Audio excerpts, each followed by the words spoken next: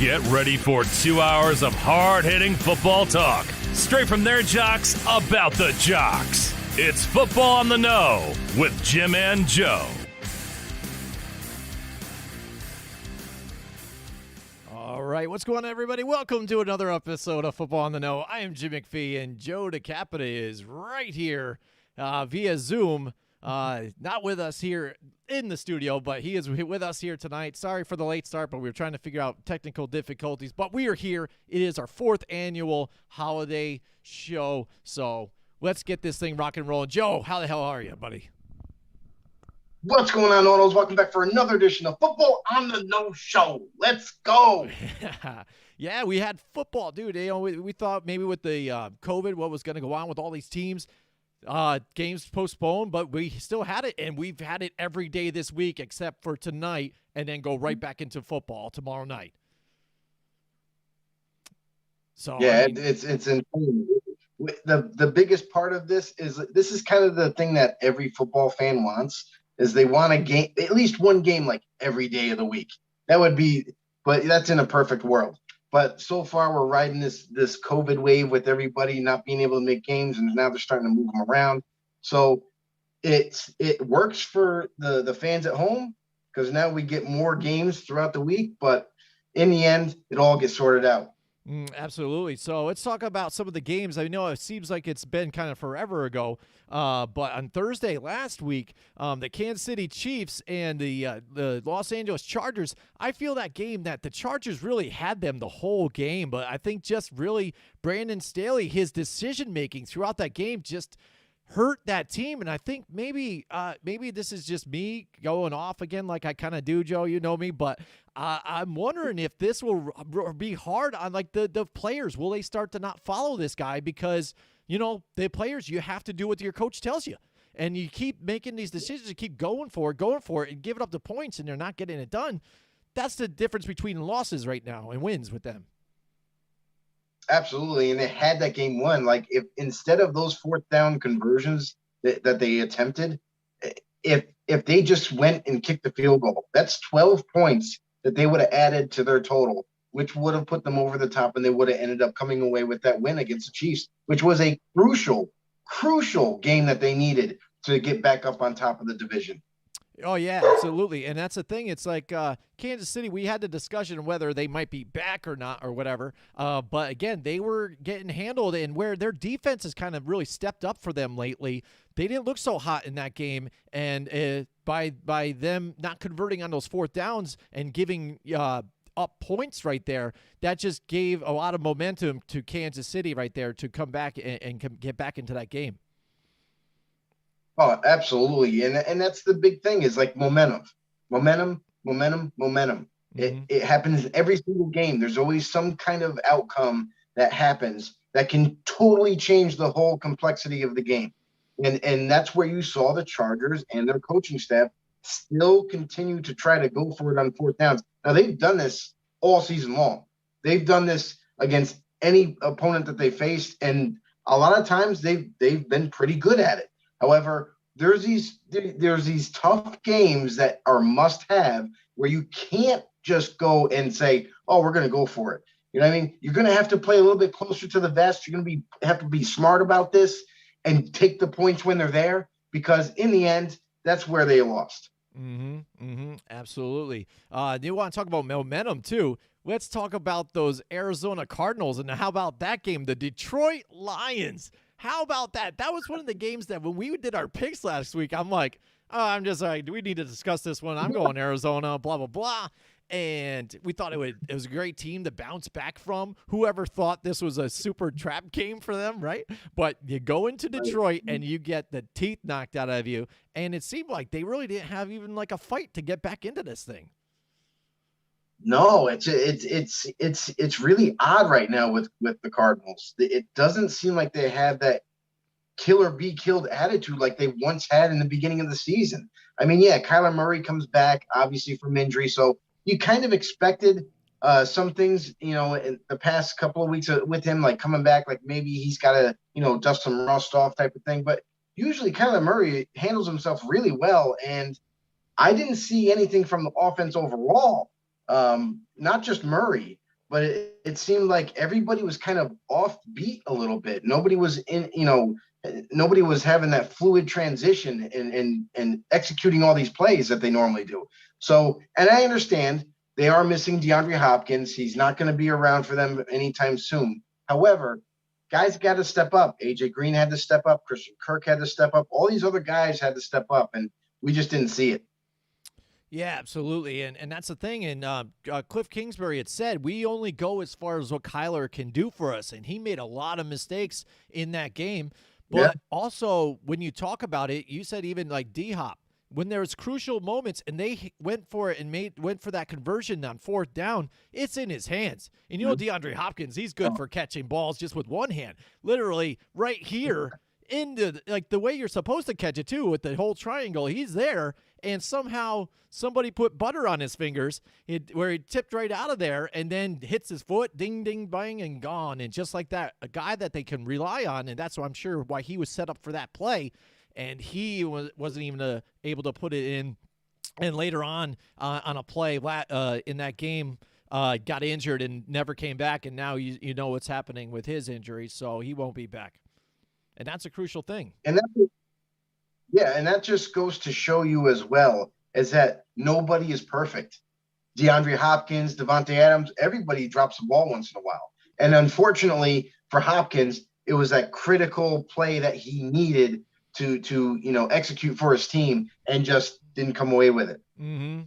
Absolutely. But Detroit, they go and play spoiler right there, at least for that week, and that ends up taking the Cardinals down a notch to where now the pack can move up right there. Also with a Tampa Bay loss this week. How about that one? That was another surprise for me because, again, we've seen the way that Taysom Hill has played lately and shows you that he is not capable of basically being a starting quarterback in this league. Dumbest decisions. He even did it in that game. But it was kind of funny because I'm starting up watching this game, and, they have Mike Tirico there. They bring in, Chris Collinsworth slides in on his chair. Oh, hey, I am here. And they kind of do their whole back and forth, blah, blah, blah, Tom Brady, we love you, yada, yada. But they're like kind of, just to do the song and dance, like, what did the Saints got to do to get into this game? And blah, blah, blah. And he went and brought up the point that the Saints defense has really had the number of Tom Brady, especially since he's been there with Tampa. He has not been able to beat them. And lo and behold, that was the story of the game. And that's really what it was. I mean, you saw how low scoring that game was all the way throughout. And the defense they did their homework, and it seemed like they have Tom Brady's number. So no matter what the Buccaneers were trying to do, they just didn't have an answer for that defense. And it showed right there on national TV that you can handle Brady. Absolutely. And then during that game, too, losing a lot of weapons were the Tampa Bay Buccaneers. Mike Evans goes down, but he's going to be week to week kind of with his injury. And now Chris Godwin shut down for the rest of the season. Was that torn ACL? And also now Leonard Fournette in trouble. So now where they have went and signed Le'Veon Bell to their squad now to try and get something going for the running game. But I think what was also funny about this with Tampa Bay and Tom Brady, again, we hear the narrative all the time. Great quarterbacks are supposed to be able to, make these guys better and blah, blah, blah, and all this stuff. And this is the GOAT, the greatest quarterback of all time. And he loses a couple of his top wide receivers, but that wide receiving room is deep. And you still weren't able to muster up any points for them. Meanwhile, I'm looking at the Giants, who are just terrible. And they had, Daniel Jones with nobody when they were injured. He barely had any starters, and they were even not putting up a lot of points, but they could at least do it. Why couldn't the Tampa Bay Buccaneers get it done here? Yeah, I mean, Tampa Bay, they're the favorite. You know what I mean? They've managed to return with most of their crop from last year. So everybody had pushed them up to the forefront, obviously, returning Super Bowl champions possibly. But now they're going through a little bit of a grinder right now with all these key losses. Like Mike Evans is week to week, like you said. Godwin is definitely done for the regular season. They said there's a possibility, but I don't see it. of him coming back, but because that torn ACL is just too damaging. Mm-hmm. But they also lost Levante David. One of their supreme linebackers is now done for the regular season. So it seems like when they just start to get healthy on the defensive front, and become that complete team like we saw last year, now it seems like guys are dropping like flies as they get closer and closer to the playoff run. So this is definitely going to dramatically play a part in their playoff run. We already know that they're going to most likely make the playoffs. They're not going to fall out of the sky all of a sudden.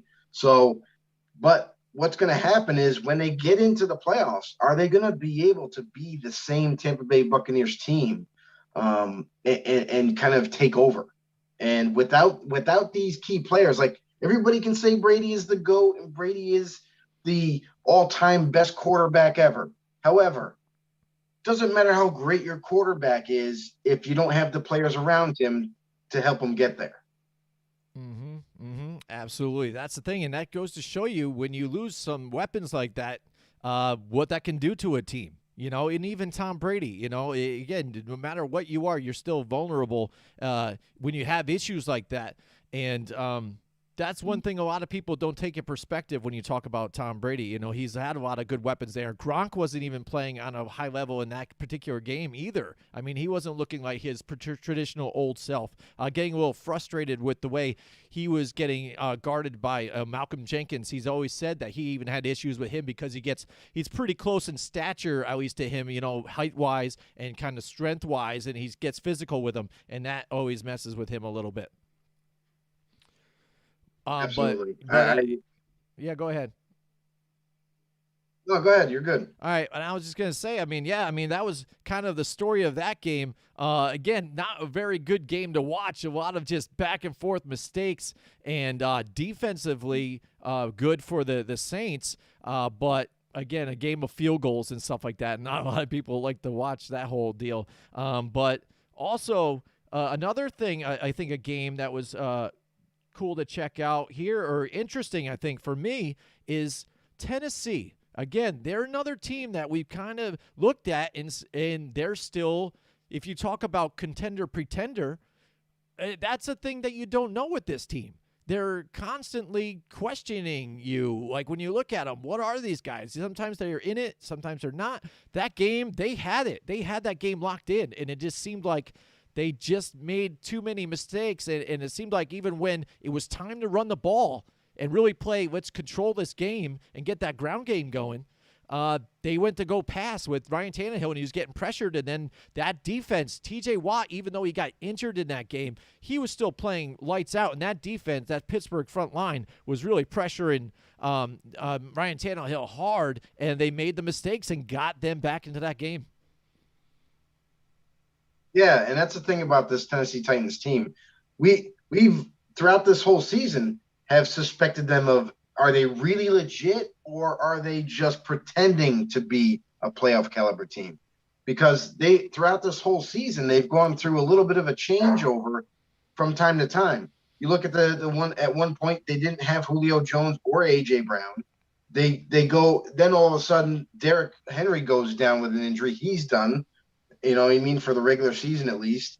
And then it was like, okay, well, A.J. Brown or Julio Jones returns, then he gets hurt again. Then A.J. Brown is due to come back.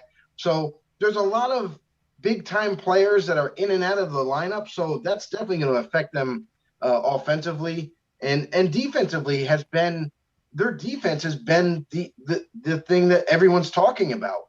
Their defense has been stepping up, which I criticized Tennessee's defense before the season even started. I said, well, if we're going off of last year, they struggled big time. And it didn't matter who was in the lineup. And now it seems to be that they're making that turn around the corner to becoming one of those really good defenses in the NFL.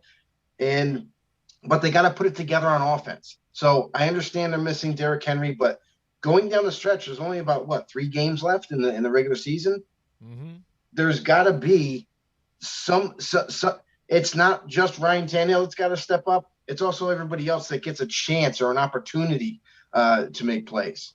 Mm-hmm. Yeah, absolutely, definitely. And Talk about injuries this season, too. A lot of different injuries this week. We saw Teddy Bridgewater go out, and that looked pretty scary. If you look at the that Chargers game back in Thursday, too, when was it Pelgrim? I think the tight end. That was an interesting injury to see also because you kind of look at it, and it looked like your typical kind of jump up for the ball, had it, and then kind of fell, but it looked like nothing. And then after you're watching the slow-mo, you're looking at it, and you could see instantly when he goes lights out. It's to sleep, and then you watch MMA. I know a lot of us watch it, and people that watch this, when you see a guy get knocked out, you see the arms tighten, and there it is. But then as they're going through it all, it even looked like it was a spinal injury, like all of a sudden. You're like, what's going on? Because they try to get him responsive, but then trying to check what was going on with his appendages and stuff, see if everything was able to be moving and stuff. So that was a scary injury as well, but a lot of people going out on stretchers this week. Yeah, and that's the thing too, is like, luckily Parham looks like he's gonna, return. He's going to be okay. He suffered I would categorize it as a severe concussion. Something that isn't common that happens in the NFL. Yeah, concussions in general, like mild concussions, some light concussions happen, quite common.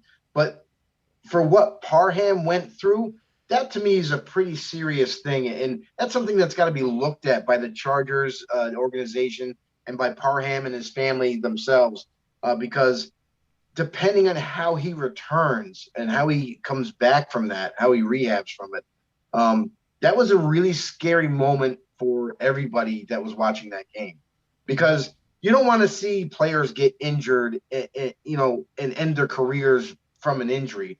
But that looked pretty darn scary to the point where he's got to be evaluated like 2 times over. You know what I mean? Make sure that A, he's going to be A-okay to get back on the football field and take another hit, and then B, is for his well-being going forward. So hopefully they make the right decision, which I'm hoping that's what's going to happen. But also, like, to touch on Teddy Bridgewater too, they did it. It was all just to make sure, like putting him on the stretcher and everything. That ended up being a concussion as well too. So it's all about protecting these players and making sure after these injuries that occur, making sure that they are okay and that they are 100% before they come back onto the football field.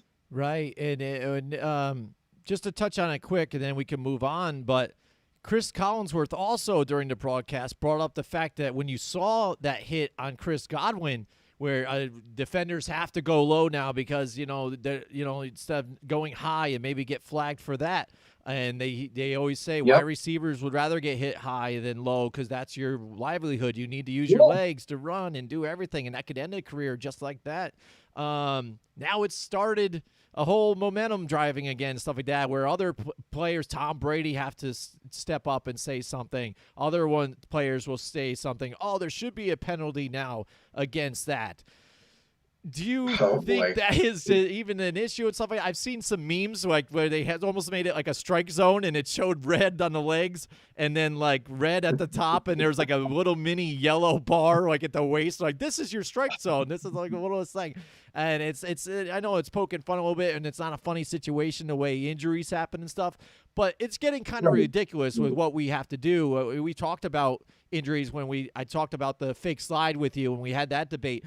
This is going to be ridiculous if they do try to make this some sort of chopping like penalty or something or other. It's going to be another ticky-tacky, I think, where they need to find intent on harm and things like that if they do something like that. But I think they should just leave it alone. I think they should leave it alone because here's the thing: is we're getting too technical. Roger Goodell and the NFL are getting way too happy with making new rules.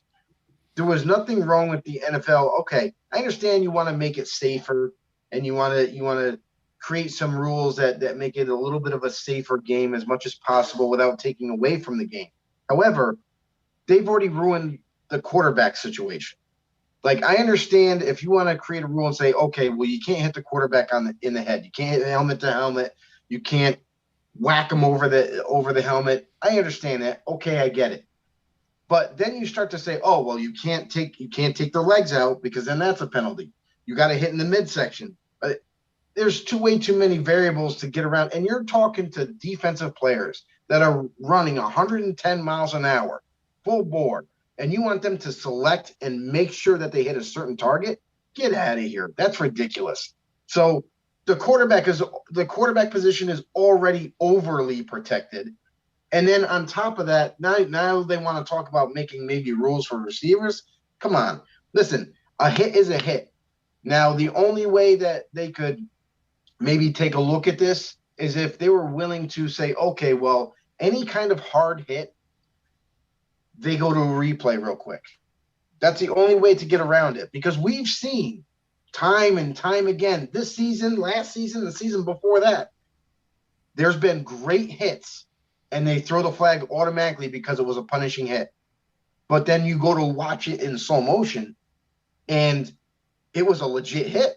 Mm-hmm. There was no reason to throw a flag. Mm-hmm. Just because a guy got drilled doesn't mean that it's automatically a penalty. So they need to reevaluate what they are going to call going forward, because the game is already overly protected, and they need to. I get making it safe, but they need to realize that this takes a dramatic impact on every single game.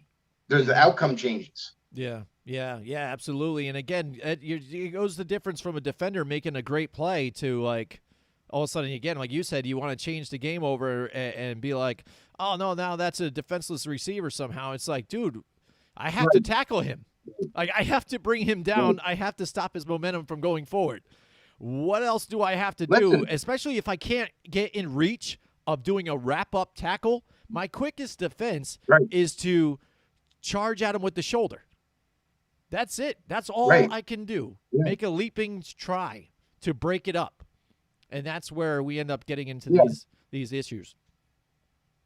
And also, take a look back to Terrell Owens. Remember the rule that got made because of T.O.? Mm-hmm. He got the back of his jersey he got pulled down from behind, and he ended up tearing his ACL. Mm-hmm. So they ended up saying, "Oh, well, now you can't grab the back pads of football players and drag them down." So that is another. To me, that's another thing. You've always been taught as a football player or someone that has played football before. You've been taught by bring the ball carrier down by any means necessary. Mm-hmm. Make the tackle. Mm-hmm. Do not let him go. You know what I mean? So when you got players that are reaching for whatever, I get it. Face mask is a legit penalty because you don't want the guy's neck getting contorted. Mm-hmm. I get that. But now you're saying, well, now you can't, if you're behind him, you can't grab him from behind. So you're at a loss there. So, I mean, I understand an injury occurred from it, but it doesn't happen all the time. So you can't create a new rule every time someone gets injured. That's just ridiculous. Mm-hmm. Absolutely. So, yeah, another up and down week last week. It was pretty crazy. We got to see even some different starters for Cleveland for them, and then also Garrett Gilbert in last night's game against the Philadelphia Eagles, and even he looked fairly good against the Philadelphia Eagles. And that's the funny thing. When you look at the NFC East, it's still kind of a battle to get into a playoff spot. And the Philadelphia Eagles, for me even, they've been really opportunistic again. One of those teams that happens to find some of these teams right when they start a Garrett Gilbert or another backup has to come in. This team has COVID, and then they play them, and then they get a chance to win because they didn't even look very good last night. But they were able to pull off that victory against Washington, who Washington's defense was playing their lights out to help this quarterback out. And he even had some time in the pocket and made some plays, but it just wasn't enough. They couldn't get the running game going and get back into that game. But it got close for a little while, and just a couple of different, decisions on officiating, I think, had made a difference in that game. and Philadelphia comes out with the win, but still, a lot of Philadelphia Eagles fans are still left with the question if Jalen Hurts is the guy even too, because he made a lot of bonehead mistakes in last night's game as well, and leading them into the playoffs if they do sneak in, because they do have to play the Giants again, so that's probably a win. They have to play the Cowboys again, and I forget who the other team is. They might even play Washington again, but it's all winnable. They can at least win 2 of those 3 games and maybe slide into the playoffs, but still not expecting them to go very far. Yeah, and that's the thing is they still have a shot to make the playoffs. Obviously, it's a lot of the games are interdivision, so if they do win those interdivision games, that definitely is going to help catapult them up there to sneak into the playoffs. The other thing too is this Eagles team, they've kind of been up and down all year. Like they haven't blown anybody out of the water. Like they show moments here and there of possibly becoming that next NFC East team to kind of ascend, but then the decision making from Jalen Hurts kind of brings them back down a peg or two. Putting the ball on the ground too. And also, I do question this coaching staff for the Eagles. I'm not sure this was the right fit. So I listen. I question some of the play calling that's been made, and this Eagles team until they get everything all together. Now it looks like offensively for them in the passing department, it looks like Hurts is at least establishing good chemistry with his receivers at times. However, what concerns me for the Eagles is that they're just not there yet. You know what I mean? I think Hurts can be their guy, but again, he's got to clean up some of the mistakes, and they got to continue to build around him. So, I don't think they're there yet, and maybe they make the playoffs.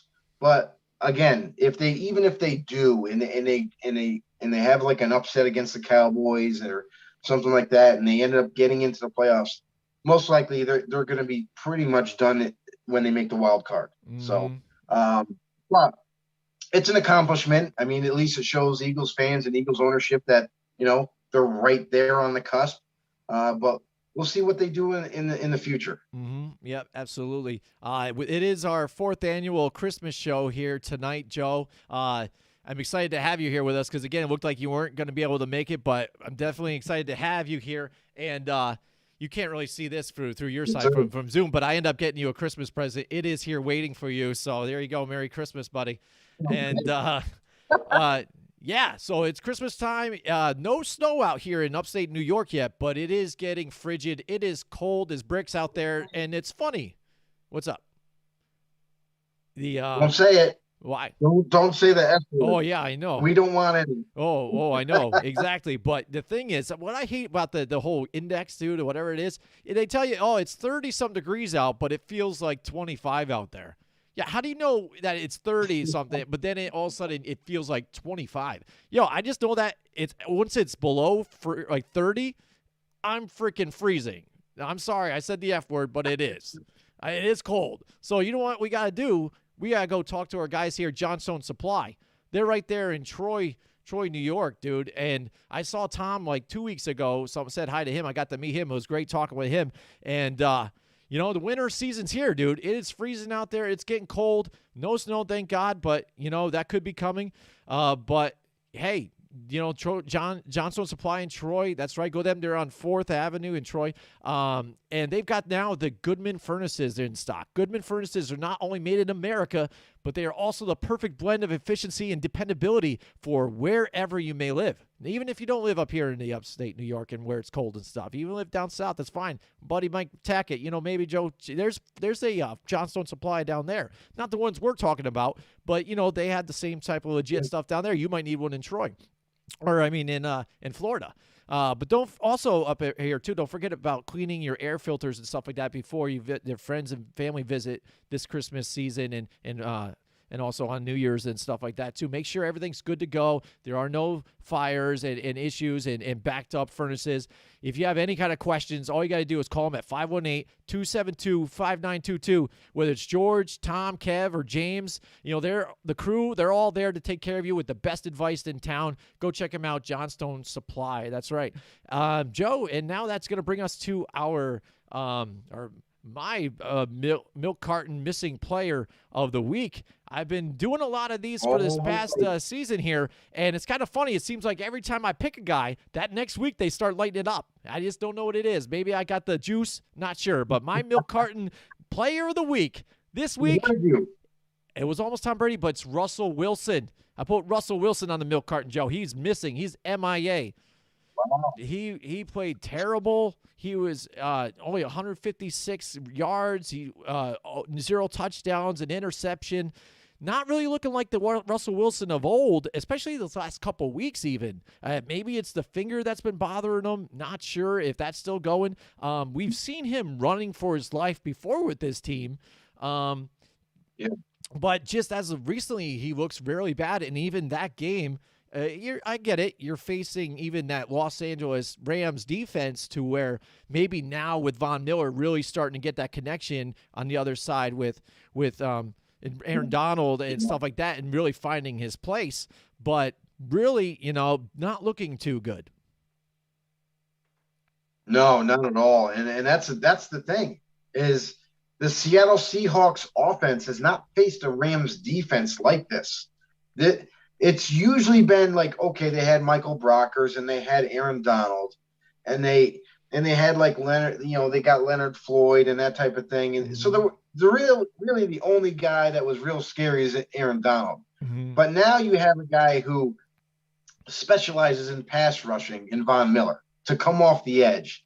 And you got Aaron Donald coming up the middle, and it's like, and they actually have a few that young up and coming players like they normally do that are also making, a little bit of a splash on the football field. So everybody on that side of the ball is just straight up attacking. They're getting after it. And what you saw with Seattle is their offensive line. We already know that they still need help at O-line. But what you saw is them being manhandled up front by this Rams defense, and there's not a whole lot that they could do about it.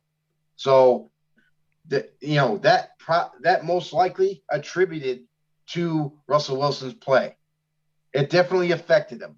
However, this is a Rams defense, and listen, they pushed all the chips into the center of the table right now. They went out and got Von Miller. You know what I mean? They went out and got Odell Beckham to help with the offense because Robert Woods is done for the year. So they are putting everything they have into this team right now to win right now. If they come up short, then it's going to all blow up because you and me know, Jim, that this team was already on the cusp of being cap constrained. Now they've kind of just said, okay, we're opening up the books. We're going to make a trade for Von Miller. We're going to bring in Odell Beckham. And let's just see if we can ride the wave to the Super Bowl. If anything less than that is a failure, and you're going to see a lot of change happening in LA. Mm-hmm. Yeah, absolutely. Yeah, and that's the thing. We're going to see that this coming season because it's getting hairy. And then also in that division with the Arizona Cardinals really seem like they're tailing off. It's going to get pretty hairy. So it's going to be exciting. Playoff football's coming. We have to wait another extra week this season because they added that 18th now week. So it's going to be that much further. But it's getting dicey. Definitely getting dicey out there. Mike Tackett joins the house with us tonight. He's in the house. He says, "Merry Christmas, guys. Sorry I couldn't co-host tonight." Yeah, no problem. I sent him a message. Joe, you were in that too. Try to get him on too. That would have been cool. He said, "Short week on the holiday." He goes, "I'd love to be on with you both. Maybe perhaps a playoff or Super Bowl episode." Yeah, I was just thinking. Yeah, maybe even we just take a little trip to Florida a little bit. I think if airline tickets are still cheap to go down there. Maybe we do a live on location, do a playoff, show in Florida. Sunny Florida. How about that?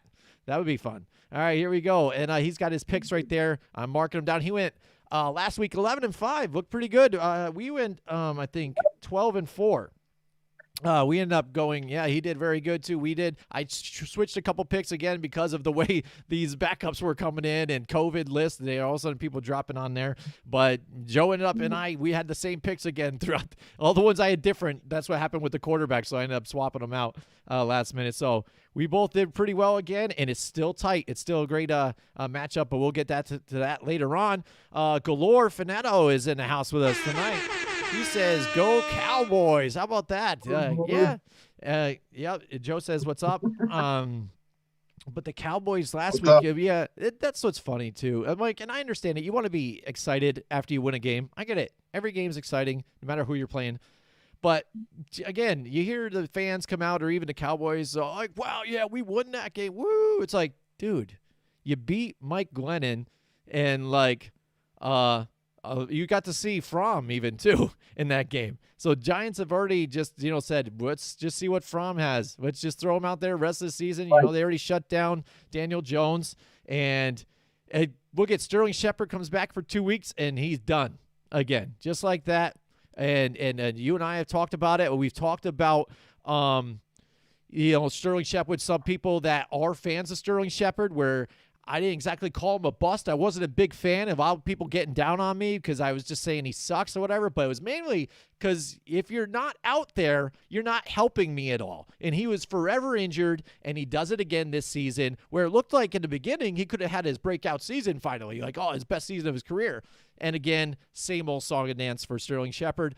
But Galore says, "What's up, Joe?" He says, "Not our offense. No, our offense sucked. I watched it live. Our defense balling, that's all." And exactly, that's the thing. Your defense is getting you by because, for some reason, your offense can't really get it going. And that's what I mean. So against a Giants team, you guys should have probably really stomped them like you did like the first time. Like really put your authority out there and get it done. Instead, your defense ended up helping you guys out a lot. Yeah, and you're seeing that from the Cowboys right now. The Cowboys defense is really starting to come together.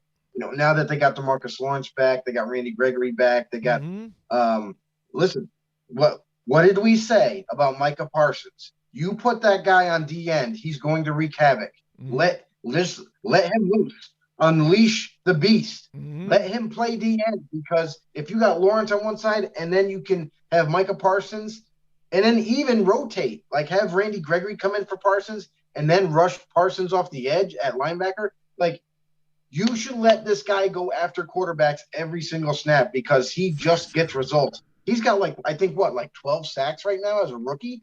Like, this guy is amazing. He's a great pass rusher. Let him live, bro. Put him on the D-line and let him get after some people, because this Cowboys defense, now listen, Trayvon Diggs, as much praise as he's gotten, he's been very opportunistic. And obviously a lot of that came from pass rush.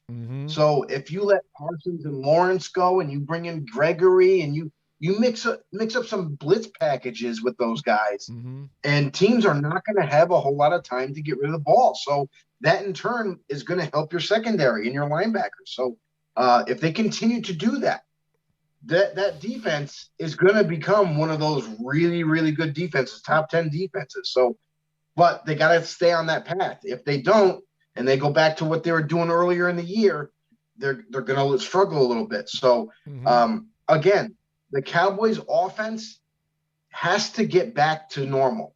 They just have to get back to what was working.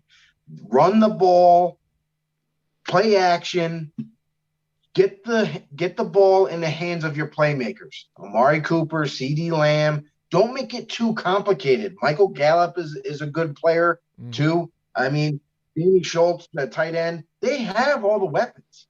They just now have to get the ball to them and let them make plays. So just get back to basics, basically. Yeah, absolutely. I agree with you here. Galore says agreed. He says, would have never thought that he'd be a stud like this when you talk about Trayvon Diggs. And I give it the credit that he has been a ball hawk. He's always watching the quarterback to try and figure out where it is. But again, that's kind of got him burned and beat in man coverage. But when you said opportunistic, yeah, absolutely, especially an underthrown ball and this interception he had this past week. I mean, that's easy enough for him to come out, even though it got punched out at the end. They still gave him credit for the interception. But what Galore's getting at is last year, I think he only had like 4 interceptions throughout the season, but he didn't play like even a full season like he did so far this season. So let's hope for them. That is something for them, something nice to have, because again, that a corner has been for a little bit a weakness for those guys. He says, I blame Tyron Smith. Man, when he's out, Dak plays scary. And that's what I brought up a couple of weeks ago, when you see there's a difference when he's not in there. But even when he's been back, Dak still is not looking so good even there at this point. But I wouldn't even say it's all even his issue last week, because even we saw some rare drops from CeeDee Lamb last week too as well, when they were just like wide open. So altogether, I think that offense is just kind of, I don't know what it is. It seems just lethargic, I guess, is the way to kind of guess it with me. We've always looked at them as maybe they should revolve around Zeke, get into play action, and then get it to their weapons. Now it seems like they give it to Tony Pollard, they'll give it to Zeke a little bit, and then Dak's out there in shotgun.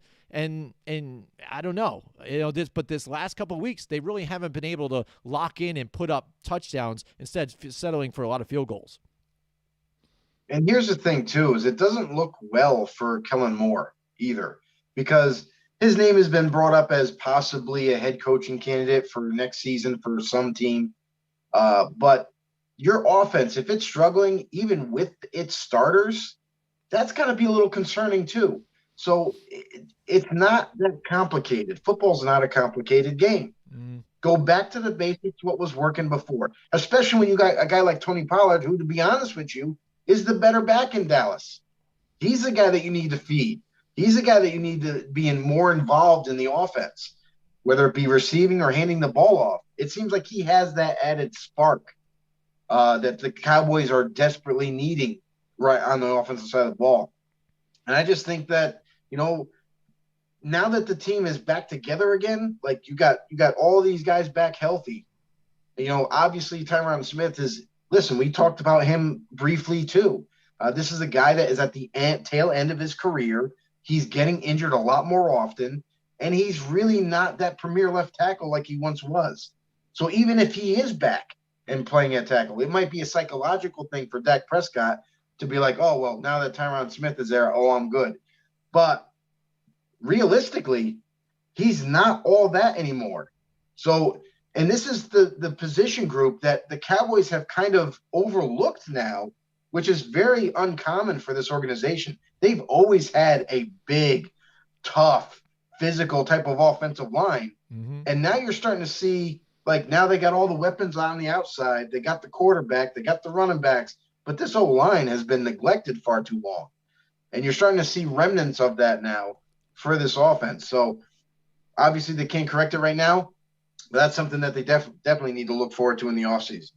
All right, yeah. Galore says, agree. Love the show. I will be a daily viewer from now on. Happy holidays, fellas. My man. Yeah, my man. I love it. Thank you. No problem. Appreciate it, man. Thank you, Galore. Thank you for chiming in with us tonight. And again, we can talk about these conversations all the time. You're a Cowboys fan. I'm a Giants fan. We were civil. We had a lot of fun. Absolutely. So, Joe, talk about having fun. It is our holiday show again, and it would not be the holiday Christmas show without our segment, Naughty or Nice. And we even did this when we first did it the first season that we jumped onto this whole thing. We went over like teams, all teams, like whether they're naughty or nice and stuff like that. But since we've been doing it, we've narrowed it down and did some other things. Now we have an actual list, like a naughty list, and then there's a nice list. And then we put players on there. So let's take a look at the first one here. Let's look at the naughty list. Let's see who's naughty first, and then we'll see, give it props to the nice guys. But all right, looking at the naughty list I have here, Russell Wilson right there. There he is. He pops up again. He is going to be on my naughty list again just because this season, only 16 touchdowns, 5 interceptions for a rate of 99, which is his lowest since 2017. And despite even only playing 11 games, so I understand that because of the finger injury. Also, he's not really getting pressured like he was in previous seasons. We've seen like like what was it? Probably the last 8 seasons where he's had 40 plus sacks. And right now he's only at like 20, 29, somewhere around there. So still getting pressure, but even not as much as he's used to seeing, but looking kind of like banged up a little bit. Like, man, I'm kind of tired of this. Is he already checked out from Seattle or what? I think he has, honestly. And I think it's going to depend. Like, here's the thing is, bottom line, I don't think Pete Carroll gets along with Russell Wilson. I just don't. That's just some kind of a hunch I have. I think that's the reason why you see Pete Carroll pointing the finger at Russell Wilson and be like, well, you got to do better. You mean to tell me one player – I understand quarterback is the most important position in football, but you mean to tell me you're going to point the finger at Russell Wilson, who already runs this whole offense, who already is the backbone of the offense, and you're trying to point your finger at the captain of the team and basically say, well, you got to do better. Not everybody else, but it's all on you. Mm-hmm. That's absolutely ridiculous. So I think with that kind of added pressure to Russell Wilson, I think in his already almost requested a trade last year, and now he waited to see what they would do. Really all they did was ended up trading for one offensive lineman, maybe signed an offensive lineman to try to help that grouping there and to help protect Russell Wilson. But that's not enough. So for Russell Wilson to sit there and be like, okay, listen, I'll play this season out. Let's see what happens in the offseason. If they make a dramatic turnaround and really put some strong emphasis on establishing a really good offensive line in front of him, then maybe he'll come back. But here's the other thing too, is I think Pete Carroll, I think it's his time. His time's up. I feel like Russell Wilson is going to kind of maybe play that card, be like, it's either Pete or me. Mm-hmm. And if I'm a Seattle Seahawks organization, I'm easily choosing Russell Wilson over Pete Carroll. Mm-hmm. I don't think Pete Carroll has always been that player's coach. He's kind of rode that wave of all that talent that was already there. And I just think that Russell Wilson is maybe quite possibly ready to leave Seattle. Absolutely. We've seen it before to where he left it out there. Here's my number. Talk to me whenever you want. But there it is. And then they ended up getting that late night deal. You saw it when he's there with Sierra and has the weird, awkward video like, what's up, Seattle? We're good. Blah, blah, I'm still here. But they're not so good anymore and things. And like you said, Pete Carroll, is he the oldest? I know he's one of the oldest coaches in the NFL right now. So that has something to say for it, too, as well, when you have to make a decision. Do I want to keep this guy to where he could be done pretty soon, too? I mean, I'm sure he's going to keep trying as long as he could. But if you're one of the oldest coaches, sometimes health even takes over and you just got to walk away to where you have a franchise quarterback in your ranks right now. You were able to win a Super Bowl with him, almost two. And for him to walk away, I think would be crazy. And here's the other thing, too, about Seattle is everybody wants to point the finger at Russell Wilson like Pete Carroll it has been. Mm-hmm. But where's the running backs? Where's the running game? It's been gone since Chris Carson got injured. Mm-hmm. That there has been no running game. Mm-hmm. Alex Collins, he's a decent running back, but he's not Chris Carson. Mm-hmm. You know what I mean? Anybody that they've put in there to kind of hopefully take over and be that back hasn't been the guy. They're just kind of they're forced to. So I feel like without having Chris Carson, that's another big impact type of – because they're a running offense. If their running game isn't successful, 9 times out of 10, they do tend to struggle a little bit. I mean, and without Chris Carson there, you see a little bit of that. You see because they're not able to run the ball like they once were. Now, don't get me wrong. I'm not saying that they have a bad influx of running backs, but what I am saying is that Chris Carson is that kind of dude that can make plays happen. He breaks tackles. He gets that extra added yardage for that offense. So I feel like losing him might have played a bigger part than people actually realize. Absolutely. And we're doing our naughty list right now. We talked on Russell Wilson a little bit here, but now next on my naughty list, it's Trevor Lawrence. I've got Trevor Lawrence out there, and I understand he's a rookie and stuff, but when you are And this is the thing. This is what I think is kind of funny, too, because we talk about how much media loves certain people, and not only that they have to talk them up all the time, but maybe even avoid talking about them poorly when maybe they should. How many other times have you seen number 1 overall draft picks, Jameis Winston, a few others, Jamarcus Russell, not look very good their first season and get bashed by the media? I really don't hear any bashing on Trevor Lawrence, and right now he's got 9 touchdowns, 14 interceptions, 2,900 yards, 58% completion percentage, and a rate of 69.3. I understand they are lacking some of the weapons that they had started the season with a little bit, but they still have James Robinson there. They should have kept that going, and it's Trevor Lawrence. If you're supposed to be the number 1 overall pick, you kind of got to show me something, and there have been a few mistakes that he has made this season to where I'm not saying he's going to be horrible. I'm not saying he's a bust, but right now he's on my naughty list. Well, actually, Trevor Lawrence, I wouldn't even put him on any list because not only is he in his rookie year, but he's got a lot of learning to do. And we kind of seen that when he was with Clemson. He had the strong arm. He's got the size. He's got mobility. He's got everything you want in terms of intangibles for a quarterback. But honestly, we have to wait this one out for at least another couple years before we start criticizing them. Mm-hmm. You just made the list. You just made the list. All right, so next up on my naughty list, it is Robbie Anderson. And it's funny, looking back at this list, I looked at last season's, and he was on our nice list.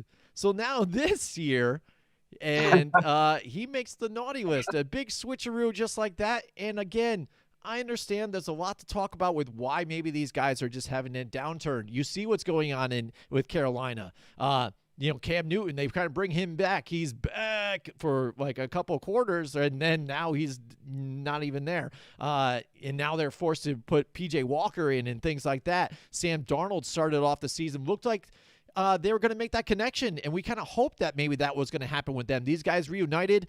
Sam Darnold, a different, franchise, maybe get a new clean slate. Robbie Anderson, last year again, he had, what was it, here we go, 2020, he had 85 receptions or 95 receptions for 1,096 yards. His breakout year kind of here, looking good under Teddy Bridgewater right there. So now he comes into this season and only 39 receptions, 401 yards, and 4 touchdowns. And his catching percentage is only 43.8%. A very huge margin drop-off from what last year was. And again, some of it obviously is because of quarterbacks, the lack of having one there. But even when Darnold was there even a little bit, still not connecting in those last couple of weeks when Darnold was still healthy, kind of tailing off from when he started off in the beginning of the season. Yeah, I mean, for Robbie Anderson, I mean, it's kind of like been a bad pipe dream for him. He, excels one season, and then, they get a different quarterback, and then it's all of a sudden, it's just not there.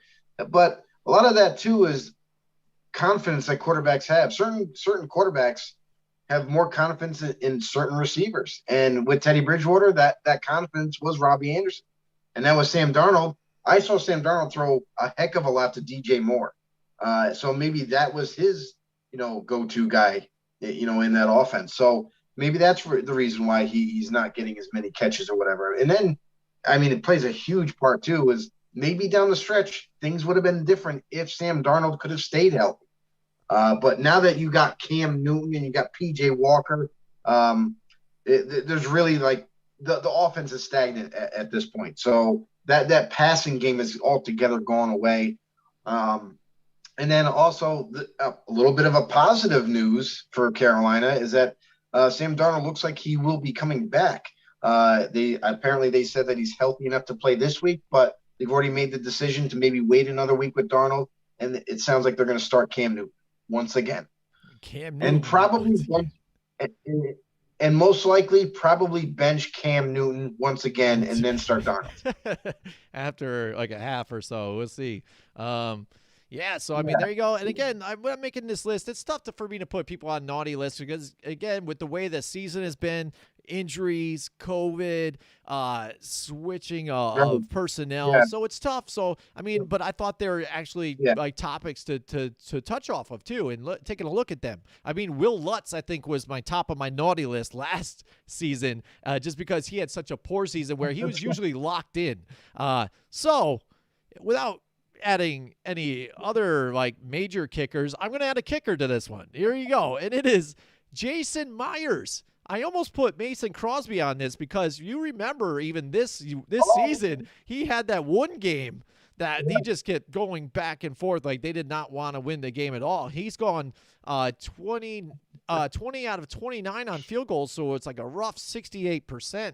But then also he was still locked in like 98%, I think, or so on extra points. So then I start looking at Jason Myers here. And Jason Myers, if you look at him this season right now, his field goal percentage is 70%. So he's ticked down from what last season he was 100% on field goals. Year before that, 82, then 91. He's pretty a solid kicker. And this was the funny thing, too, is, Joe, we get kickers like this. All of our guys on our fantasy team this year failed us miserably. Like they had the epic proportions of terribleness, whether it be just not playing well, not being injured, whatever. This is another, one of them. And so going a guy who's pretty much locked in, going to 70% in field goals, and then still only 60% on extra points. Really doing poorly on extra points even, and that is pitiful. For a kicker, that's your job. And extra points, yes, they move the ball back a little bit here, but not very much. They're chip shots. What the hell are you doing, Jason Myers? All right, so next, another guy who might surprise you that's on the list here. It is not a kicker, but it is Ryan Tannehill. Ryan Tannehill, again, not looking very good this season. Again, he's had issues as of late. I think he's 500 right here, like 50% on interceptions to touchdown ratios. So you see what kind of things that's happening here for them. And a guy to where they looked at him and they said, you know what, he's been playing so well. I'm like, maybe he just fits the system. Let's give him that extra money and let's lock him in. He can take us to the promised land as long as we have our running game with Derrick Henry too, and we can get it going. But since they haven't had Derrick Henry, they were able to skate by early on, but as of late, he's just not playing well, and he's been turning the ball over a lot and really kind of hindering their chances to move forward in hopes that they do make the playoffs and able to get Derrick Henry back late in the season. Yeah, and that's the thing with Tannehill. He's one of those quarterbacks that he just needs everybody there. Mm-hmm. And you see that when he's struggling.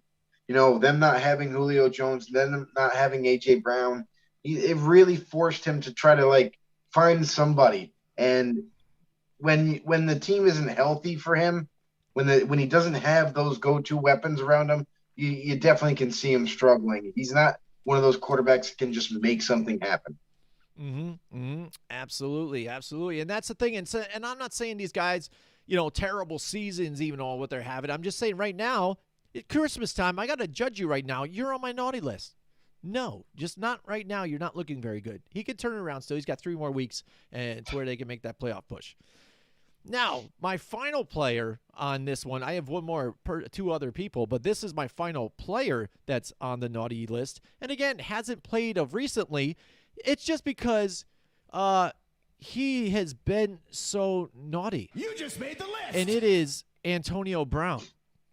Antonio Brown. This guy is so naughty that, again, he had to go through another player to get some kind of fake vaccination card and stuff like that to try and fool the NFL on that. We've seen him get in trouble off the field plenty of times, even on the field. This is just a head case. Not sure what's going on with his mentality. Still not being able to be there for the team because you're sheer stupidity. I'm not sure what it is, stubbornness. But now when Tom Brady needs you the most, buddy, you're not there. And I know he's going to be coming back soon for them, so that's a positive. But he could have used you last game. Antonio Brown, naughty, naughty, naughty. Yeah, I agree with that. Antonio Brown not being available for his team because the guy he's a knucklehead. He just makes bad decisions all the time, on and off the field. So, and that's why, he is where he is. So, yeah, okay, he's going to come back. He's going to definitely help. But you know what? Tom Brady really likes Scotty Miller right now.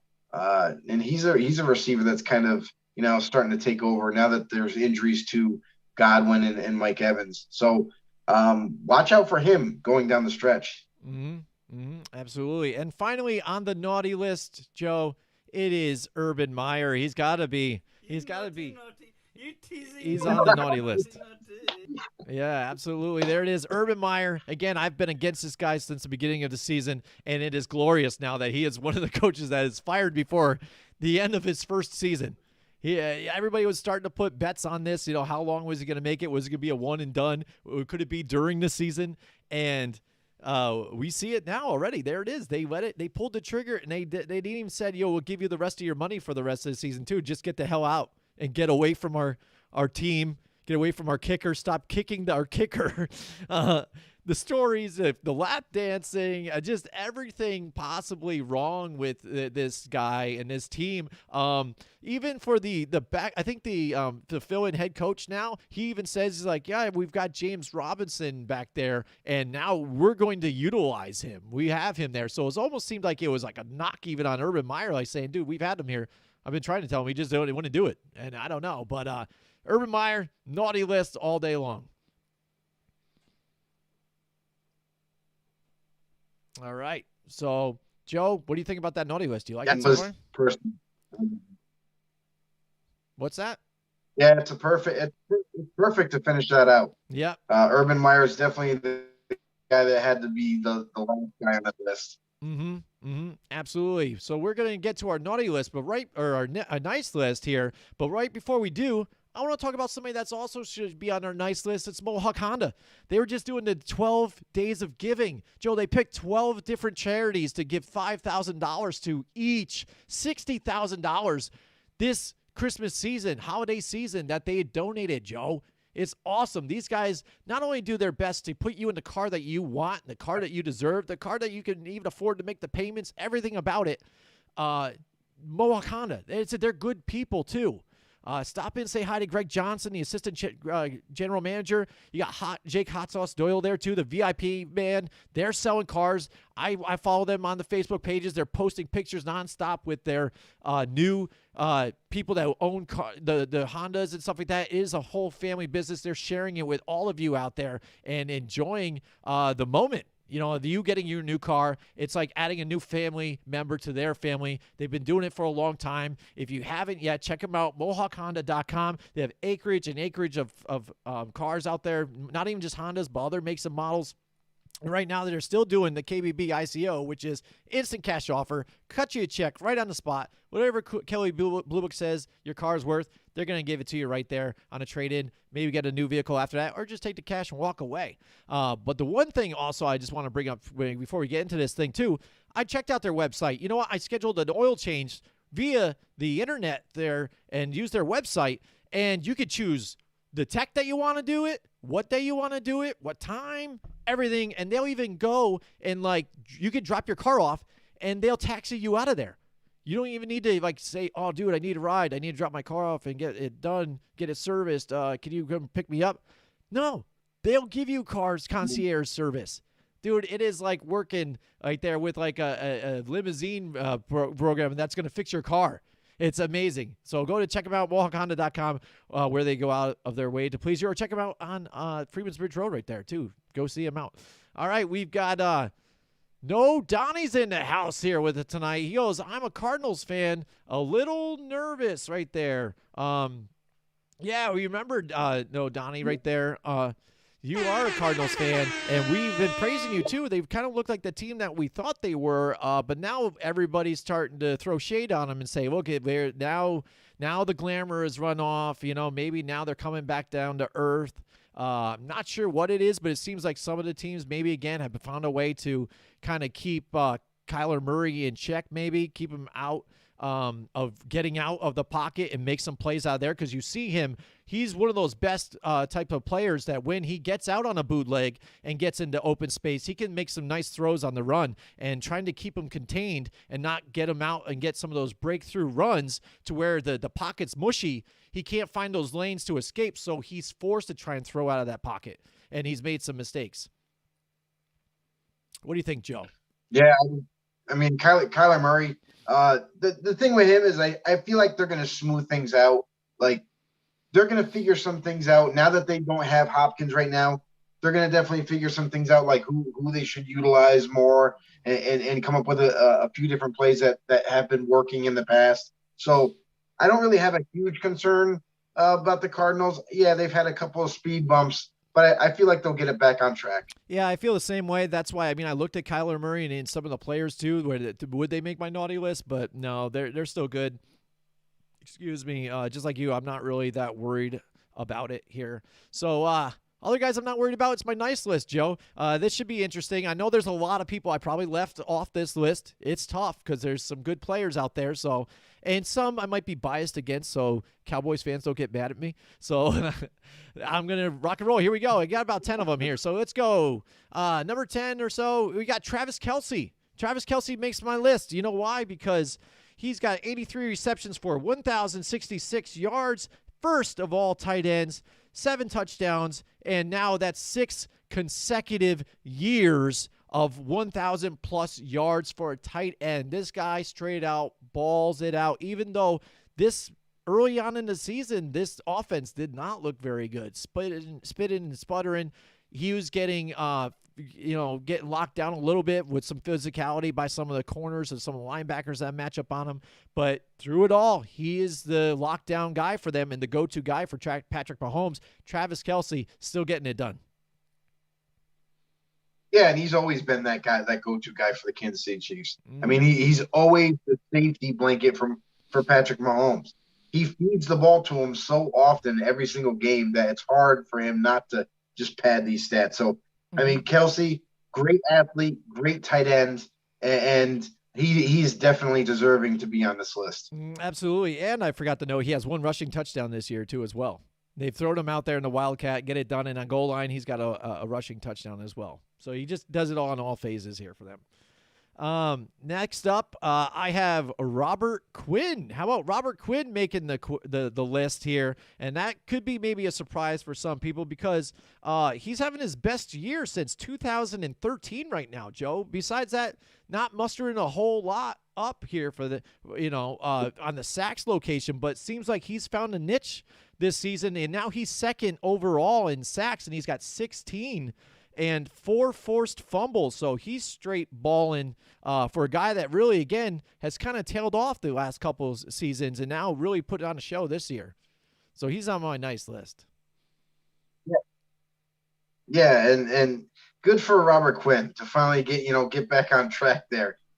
Unfortunately, the Bears aren't going anywhere, so it's going unnoticed. Yeah, that's the thing, though, too. Depending on what team, and that could be why you don't see a lot of noise being made about him, We see that happen a lot.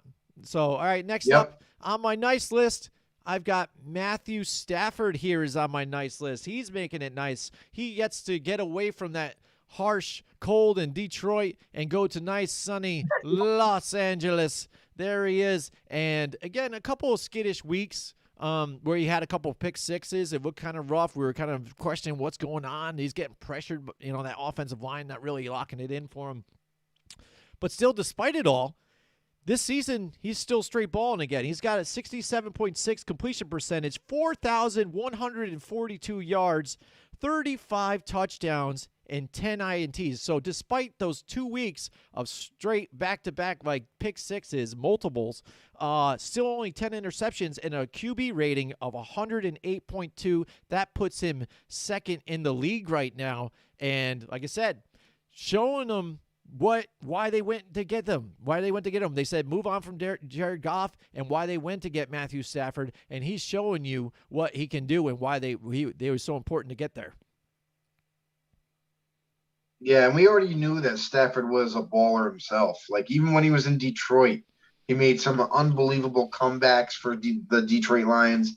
And he's just an absolute warrior out there on the football field. So, guy that can make all the throws, super strong arm. You know what I mean? And that's why the Rams were really believing that, like, you know what? If we are able to acquire this guy could put us over the top and bring us to the promised land. So that remains to be seen, but it's looking good so far. Yeah, absolutely. And the one thing I would have to say, it seems like he loves Cooper Kupp a little too much to where he's almost just nonstop, like, yeah, I'm breaking it out. I'm just going to throw it to this guy every single time. Because that touchdown he had where he needled it right in there, I mean, I think he still had the wheel route on the outside that could have been an easy touchdown still too, but decided to go for threading the needle between those defenders. But how sweet it is to have a guy like Cooper Kupp right there and then lock it in. Yeah, Cooper Kupp is having like an MVP type of season. I mean, he's been absolutely amazing for Rams. And he's a guy that is always open. So runs great routes, catches everything, and definitely a favorite of Stafford's. Really nice. Yeah, absolutely. And so next up on my nice list, I've got TJ Watt. Again, despite being banged up and even missing some time, playing last game and still making a difference, even though it looked like he injured his ribs pretty good there. He was even taking some deep breaths. Being a major factor in leading the NFL right now in sacks at 17.5. That'll put him at first, and he's got 3 fumble recoveries, 2 consecutive years of 15 and over sacks. I mean, this guy has shadowed his brother by now. You know, when you look at J.J. Watt and you see, when you say J.J. Watt to anybody right now, you just think injuries. Yeah, great player, great guy and the motivator in the locker room, but just injured all the time. T.J. Watt, he's getting down numbers nonstop every week, just a straight-out ball hawk, and one of the main key factors for that Pittsburgh defense and really in how they're getting some of these wins. Yeah, and that's the thing is, like, now JJ has now passed the torch, we can say, to his brother TJ to take over the sack leader. So TJ Watt, great player. He's kind of like he's a big name in the NFL, but at the same time, I just don't feel like he gets enough recognition. You know what I mean? I don't know if it's because he's with the Steelers and they're not in the limelight just yet or something like that, but it's like people talk about him, but not as much as they did his brother, when his brother was up and coming and one of those like elite pass rushers. So I don't know if maybe over time they're going to start talking about him more, but he's definitely deserving of any recognition. Yeah, absolutely. Absolutely. He's straight balling right now, getting it done. I think he was on our list last year too as well. And that's what I mean. A guy that just still produces, even though, again, had some bumps and bruises, but he's still able to get back out there and make a difference. No really season-ending type of deals here. All right, next up on my list, it is Aaron Rodgers. There he is. Aaron Rodgers, again, this guy constantly makes my nice list, even though there's a lot of haters out there for Aaron Rodgers. And despite having that first week, it looked really horrible for them and not looking so hot. But getting it done, getting it out there, and this guy is still his QBR is the top in the league for his career again, 104 point something. And this season right now, 67.8% completion percentage, 3,400 yards passing. And this is what I mean. It's about not making mistakes, not turning the ball over. 30 touchdowns, 4 interceptions for a rate of 110.4. And he has 3 rushing touchdowns on top of it as well. Even though he looks like he's about 50 years old with the long hair and the old gray in the beard, the old man's getting it done, even despite we're not sure what's going on with that toe. I mean, are they going to have to amputate that pretty soon? Because he's still saying avoiding surgery, still out there and making it work, and even not even stepping all the way into his throws and getting the ability to get that ball out there and on pinpoint accuracy and targeting. Just lights out again. Aaron Rodgers, you can't say anything bad about the guy. No, the guy, and you say old man, but he's only 37 years old Yeah, compared I to know. like Tom That's why Brady. I'm funny. It's funny because he just looks like he's 50, right? But he's not. So, right. So the thing with him is like he's just amazing. Like it's just that simple. Like he's probably one of the most amazing quarterbacks in the NFL that I have ever seen in my lifetime. Mm-hmm. There's been some great ones, but like Rodgers, for whatever reason, like this guy doesn't have to throw on a traditional platform. This guy can throw any kind of arm angle. This guy can make every single throw. And honestly, he makes throws sometimes that are not supposed to happen. Like it's almost like he's standing over the receiver and just drops it in. That's how good of a quarterback he is. He's absolutely phenomenal. Definitely deserves to be on this list. And if I had an opportunity to get Aaron Rodgers, which a lot of teams may get that opportunity at the end of the year, I would take it in a heartbeat. Mm-hmm. Absolutely. And talking about making a team and grabbing a guy that started to jump on the scene a little bit last season, but now is showing full bore what he can do now with Stephon Diggs definitely not being there with them. And I'm talking about Justin Jefferson right here for the Minnesota Vikings. Straight balling again. Last season, he ended up having 88 receptions for 1,400 yards and 8 touchdowns, and that looked very good. Now you look at him this season with 3 games yet left to play, and he's going to eclipse that. Yeah. He's going to eclipse that because he's got 89 receptions right now and 1,335 yards and 9 touchdowns. So one more touchdown.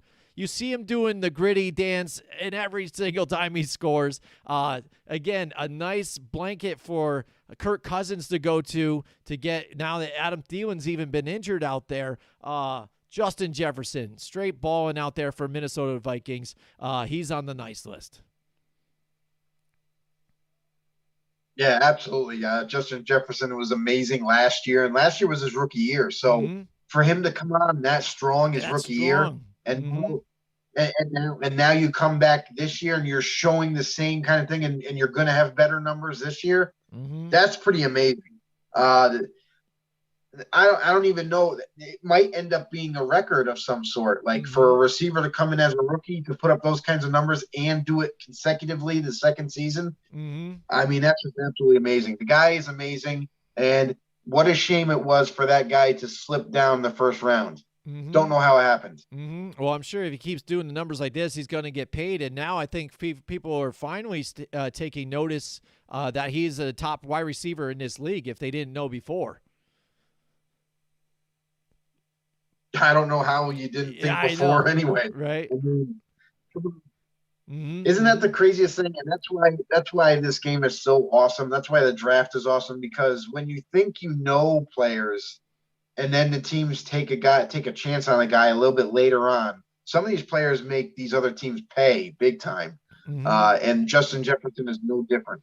Right, and when you fall to a team that really was just outside of the playoffs and looked like they might be creeping on their back end out, being able to get a guy like that to fall to them and they grab him and they just retool and get right back into it and they're not going anywhere. I mean, they're still making a push for the playoffs, and to be able to have this type of caliber player for them is very big for especially Kirk Cousins' ability to stay with the team, because they were paying him big money and being able for him to get big numbers and be relative for them and not move on for him. So it's good for his career as well. All right, so moving on next here, we got 2 more players, and it's none other than Cooper Kupp. Cooper Kupp's right there. He is the trifecta right now. He is leading the league in receptions, yards, and touchdowns receiving. So he's got 122 receptions, 1,625 yards, and 14 touchdowns right now. Straight balling out. Yes, he has been made the main target for Matthew Stafford, to where I see and I'm like, how are guys not just double teaming this guy nonstop? You see him creep in between zones, and he's still just able to get wide open. And Matthew Stafford still feeding it to him. And it's so sickening that if you look at the stat here, he gets on his yards per game 116.2 yards per game. So he's averaging 116 every game right now. There's a lot of receivers out there who would just beg for that right now. Yeah, I mean, Cooper Kupp is just an unreal player. Like, he's really developed into somebody special for the Rams. And coming out of a little bit kind of a smaller Division I school, a lot of people had doubts about him. But, man, has he answered all the call to becoming that legit receiver. So kudos to Cooper Kupp. Kudos for the Rams taking a shot on him, and it's really paid off. Really nice. Yep, absolutely. And that leads me to my last player on the nice list. It is none other than Jonathan Taylor. Jonathan Taylor, again, who's been the workhorse for the Indianapolis Colts. We saw what he just did even to the Patriots this last week. I thought the Patriots had an opportunity to win that game, and the Colts just punched him in the mouth, whether it even be that defense that they had, but then also just Jonathan Taylor. They could not shut him down. And when I always talk about like a Bill Belichick type team, what do? They try and take that first weapon away from you and then make you beat them some other way. Like, you figured we got to shut down the run, and then Carson Wentz, we're going to pressure him, and he's going to make mistakes. Because even during this game, and even though Carson Wentz has played fairly well, I might have even considered putting him on the nice list. Not really the reason why they're winning the games. You know what I mean? So he's kind of still being that game manager for this team, and they're really riding the shoulders of Jonathan Taylor literally here, and now he's first in the NFL in yards, and that's 1,518 yards, and that's he's got a margin on second place, and that's Joe Mixon by 500 right now. So the next freaking running back is 500 yards behind him. You know, I think if Derrick Henry didn't get injured, Derrick Henry might be in this conversation too, because of what he's doing. He's still up there in the top 10 in rushing, and he hasn't even played. Oh. So Derrick Henry would have been in here, but Really, Jonathan for sure. Taylor, I mean, 17 and that's the thing touchdowns. too is Go ahead. All right, I'm just saying. And that's the thing too is like, this isn't a surprise.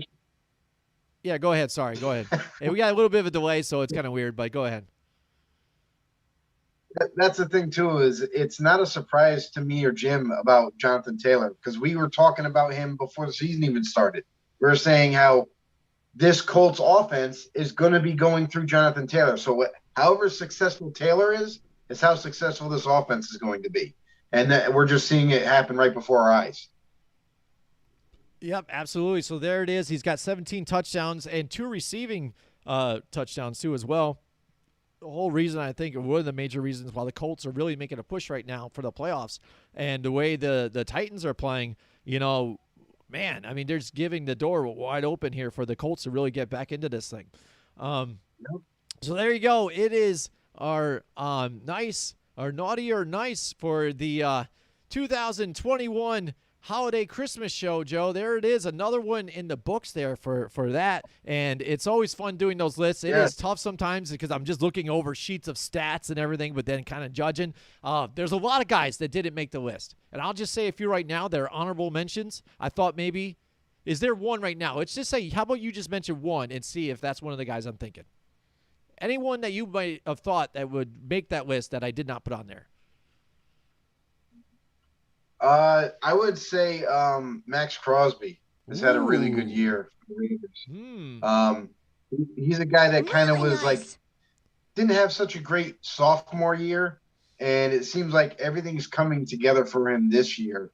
And it also helps having Yannick Ngakoue to help him become a better D-end this season. So that's one player that I would say. Obviously, it's like for my own team, but Max Crosby's a name to be known for sure.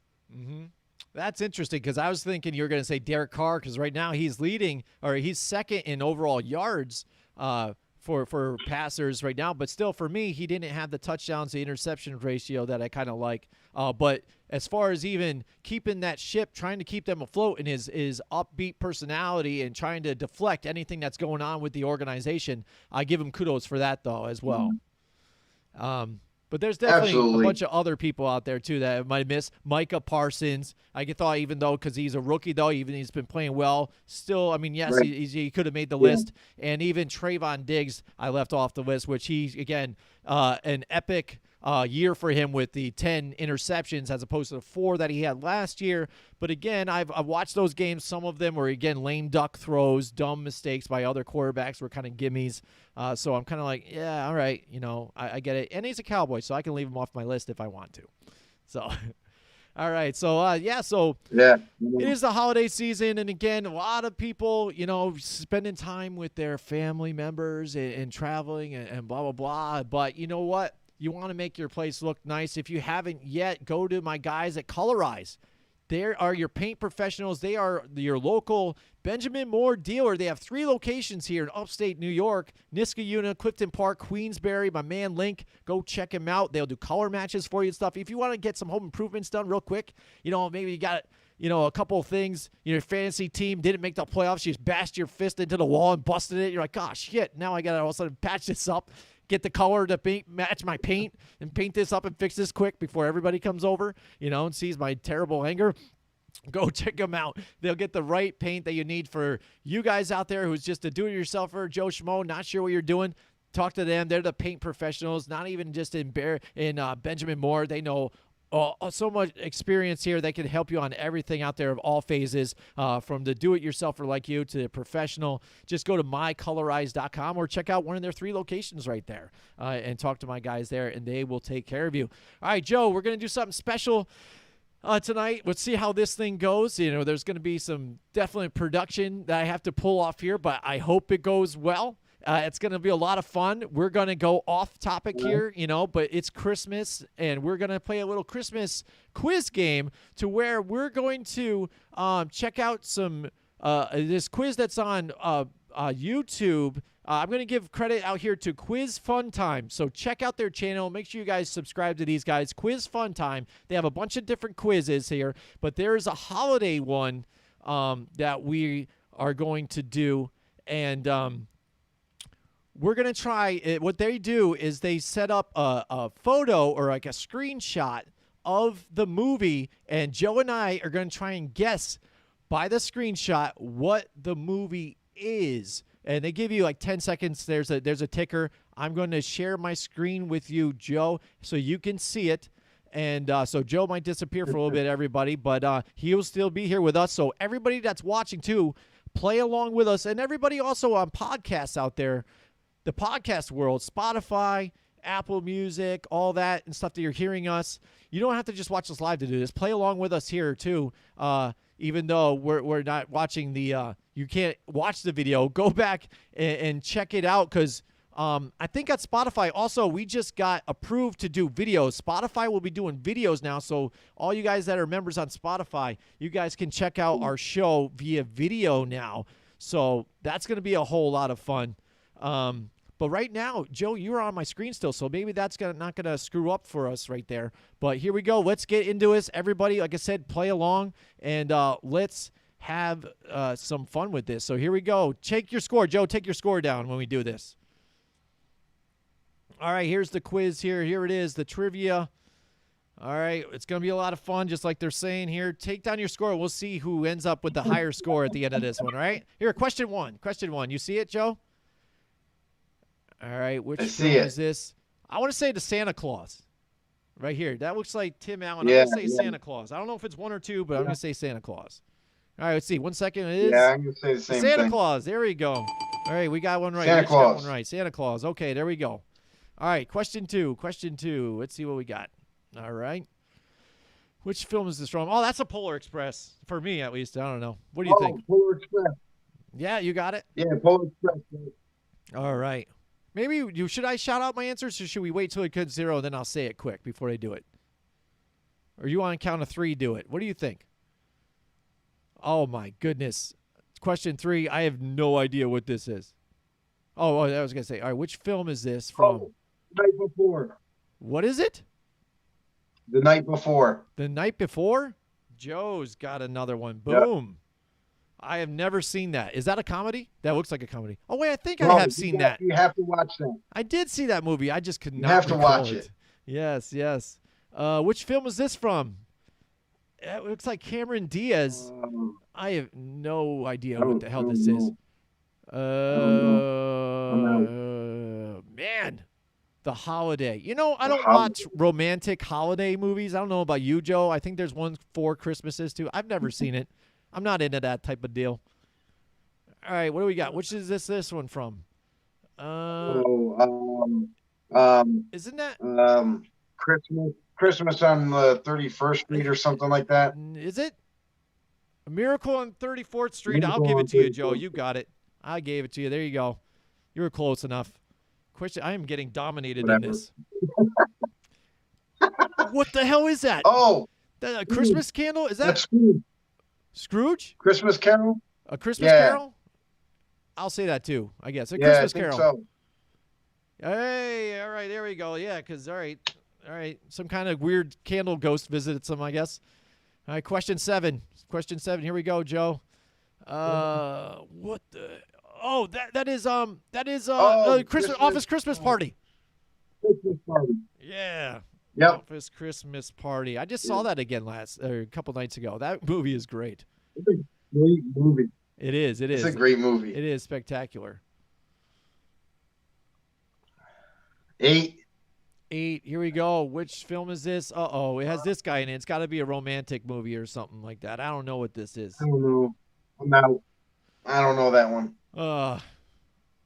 Love Actually. That doesn't even have a Christmas in it. Holy Santa Claus shit. No, it doesn't look. Gosh, I just don't know. Okay, I'm not Question good at 9. that one. Question 9. Elf, right? Oh, Elf. Is that definitely the side face of Norman Rockwell? What's his name? What's his name? Will Ferrell. Yeah, something like that.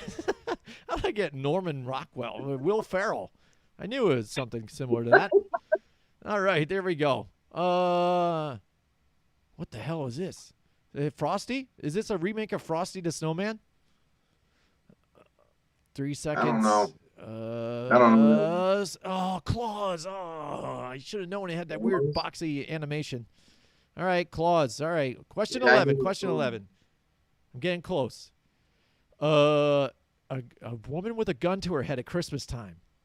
I don't know. I've never seen this. Is this Die Hard? Is this Die Hard? I've never seen any of the Die Hard movies, so don't yell at me for that. It is. Wow, that was a haymaker. I can't believe I made that one. That was just an easy guess. Oh, what the hell is that?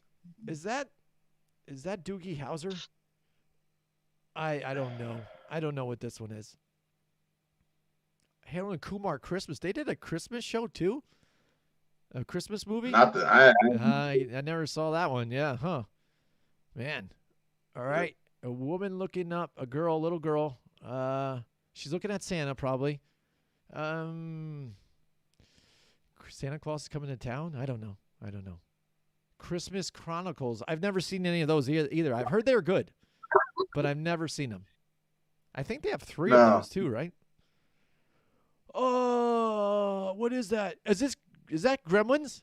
Oh, Christmas Vacation. Christmas Vacation. I say Gremlins. Oh, could be that too. Yes. Yeah, because the Gremlins went and got out and they tied up the dog that happened during Christmas time. The Gremlins. That was a good movie too. Home Alone. I think this is Home Alone. That's Home Buzz. Alone. Yeah, that's definitely Home Alone. Yep. There's Buzz. Yep. All right. There he is. Guy got addicted to drugs and his whole career fell off. Macaulay Culkin. All right. Next one up. It's almost over here, Joe. I have no idea. Is this hot Harry Potter Christmas? What is this? I can't tell. It looks like a bunch of like wizards. Nativity. I've never seen that. You don't know? All right. Question 17. Here we go. Which film? Man, what the hell is that, too? Just some kind of elf? Didn't see it. I don't know this one either. An animated one. Arthur Christmas. Okay. All right. There's some other ones we haven't seen here. Okay. Arthur Christmas, question 18. And we're getting towards the nitty-gritty here. That looks like Nightmare a Tim Burton Before Nightmare Christmas. Before Christmas, right? Yeah, that's got to be. All right, Nightmare Before Christmas. Right now, Joe, we are tied. So Holy far. Santa Claus shit. There it is. Nightmare Before Christmas. All right. We're getting close. Question 19. All right.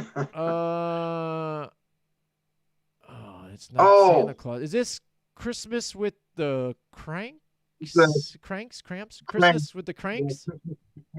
Cranks? Yeah. There we go. Boom. Still tied. All right. Question 20. This might be the last question here, Joe, for the tiebreaker. Oh, yeah, there's that kid. Oh. The snot eater. Oh. That's a bad Santa, right? Yeah. Bad Santa. Yeah, bad Santa. There we go. We got that one. Boom. There it is. Bad Santa. That's an epic Christmas movie, too, as well. How many did you get right? We each got 11 right, Joe. We did pretty good on that one. There you go. We did it. That's it. That's it for that one, I think. So we made it through that. That was our first time doing that.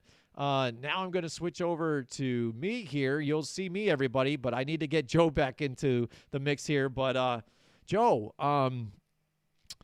why don't let's get rocking and rolling. Let's start doing our picks, and why don't you tell everybody about now the Thursday night game we got coming up. We've got the San Francisco 49ers and the Tennessee Titans here. What do you got taking a look at that game tomorrow night? Oh, I think that's going to be a great game. I obviously like Tennessee Titans offense and stuff. We still have to see like what we're going to see on the football field. Defensively for the Titans, I feel like they're going to be okay. Like I feel like they are definitely going to be acclimated enough to be able to try to stop the run game because that's the bottom line for the 49ers offense. You know they love to run the ball. So if they can possibly slow down or stop that run game of theirs, that's going to make this an interesting game. Other than that, it's really a battle of both quarterbacks not making bad decisions. Ryan Tannehill, and Jimmy G, like, are they going to be able to have a good game without mistakes? If so, that's going to make this contest a really good one to watch. I've liked recently what the Niners have been able to accomplish so far, and I feel like this game is one of those games where it could go either way. It's just a matter of who's going to show up type of deals. But my money is going to be on the 49ers because I feel like with Tannehill not having all of his guys just yet at his disposal, I feel like this Niners defense is going to make it really tough on him. And create a lot of pressure on them. So I'm going to go with the Niners on this. All right, yeah. I mean, I think I feel the same way you do on this whole thing. Again, the Tennessee Titans, again, they haven't really been able to get together with Julio Jones because he's been injured nonstop. And I took a look at it, A.J. Brown's numbers too, and he wasn't really doing a lot this season. He almost made my naughty list, but I almost didn't think it was fair as well. But like you said, the difference I think is going to be the defense. Jimmy G, he's being that safe type of guy. They're still able to get the running game going, and a lot of it through Deebo Samuel. He's doing a lot of the handoffs from the backfield even and getting some plays together with him, not only just at the wide receiver position, but as a running back in the backfield. But this defense definitely locking it in, and I think that's going to be the difference maker too as well. I'm going with the San Francisco 49ers. Mike Tackett goes with the Tennessee Titans. All right, there's a difference there, too. Mike Tackett going against the grain on this one. I have the stats right here for our picks competition. What's that? That's the thing, too, is about Deebo Samuels. Look for him in the red zone. That's usually when they use him to run the ball. It's almost like he's just stealing touchdowns away from whoever's starting at running back. It's kind of funny. I think other teams don't think it's funny, but yeah. Let's now take a look here. Like I said, I got the stats here right now. Joe still has a 3-game lead on me, 153 wins to 71. I have 150 and 74 losses. It's tight still. Last week ended up being crazy with COVID, but it's going to go down to the wire in this one. It's been a lot of fun, Joe, and I can't wait for the end of this season too. We're going to have a party. It's going to be fun. And the loser drinks this. Everybody, you guys out there, I know Spotify people and stuff can't see us, but it is a football-sized shaped container where we fill up with alcohol and somebody gets drunk and has a lot of fun on one of our final shows of the season, of the football season, and it's gonna be a blast. All right, so checking out Saturday, Joe, we have Saturday games again. This past week we had games on Thursday and then Saturday, Sunday, Monday, Tuesday. This week, though, hopefully with COVID and all the things even right now, we're seeing Robert Saleh's not going to be able to be with the Jets because of testing positive. Serrani for the Eagles not going to be able to be there as well. So some of the coaches now are coming up positive with COVID here. Hopefully that doesn't make a difference with some of those teams. But now Saturday we've got the Cleveland Browns. Hopefully they could field a whole team this week. And now they need to, because they need to face the Green Bay Packers. And it was tough because I know Nick Chubb was doing all he could last week to try and get this team together and play hard and get a win there, but he couldn't do it all himself, again, with the lack of weapons that they had due to being out on the COVID watch. They've got a big thing stepping in front of here in the Green Bay Packers, who have been playing not only good on offense, but also on defense. Even though that last game, they kind of let the Baltimore Ravens slip back in it to where they almost lost that game. I turned that game off just at the end because I was like, God, they got this. And then all of a sudden, their backup in Huntley was able to get the ball and drive it down. And that leads to where a decision, we'll talk about it probably up with the Baltimore game, to where John Harbaugh has also costed the team some wins, I think, maybe possibly for this team on some of his decisions. But the Green Bay Packers playing well. Aaron Rodgers still doing his thing. Joe, who do you got in this one? Mike Tackett has Green Bay. Yeah, of course Tackett does. He's a Green Bay fan. So, but yeah, I mean, it's kind of hard to pick against Green Bay at this point. I mean, they've been red hot right now, offensively and defensively. So, I mean, yeah, I'm going to go with the Packers on this one, too. Mm-hmm. Yeah, I think it's pretty simple here. Again, Cleveland, with what they've been dealing with, they just got a long road against them here for this. Now, the Indianapolis Colts, who've been red hot, and now they get to play the Arizona Cardinals here, where we said they just lost it the last couple of weeks here, and not a really easy team to face here, who has, a good defense in that running game. So Arizona, when we try and see that they can bounce back these next 3 weeks here, they face a tough opponent here in the Indianapolis Colts. What do you got for this one? What was it? What's the game? I couldn't hear you before. The Colts and the Arizona Cardinals. Colts and Cardinals. Oh, okay. That's a tough one. All right. This is a good game. I mean, where's it at? Is it at Arizona? It's at Arizona. Mm-hmm. Oh man, that's a good one. So here's what I'm going to say: is I don't have a lot of concerns with Arizona. I said that earlier. We both have said it earlier in this show, and I'm going to stick by it. I'm going to say, listen, the Arizona Cardinals are going to get it together. Colts got to travel to them, and I feel like they play their best ball in Arizona. So I'm going with the Cardinals on this one. It's going to be tough. Don't get me wrong. Cardinals have to find a way to shut down or at least slow down Jonathan Taylor to have a shot. But this is one of those games. This is one of those premier games this week. It's probably the game of the week. But, yeah, I'm going to go with the Cardinals on this. Yeah, I'm going to agree with you, too, as well. Again, they've got to right the ship. It's tough. This is a tough opponent to try and do that to. Like we've seen this season, none of these are real gimmies. The Colts can easily come away with this because, again, the way they've been playing lately and creating turnovers on defense, but then also just safe behind that running game. But this Arizona defense really isn't bad either. It's like they can only stop that run. Carson Wentz is vulnerable. He still could make those bonehead mistakes, and be the Arizona Cardinals need to be opportunistic on those type of turnovers and really make it happen here for them to get back in this. And like you said as well, they get to play at home.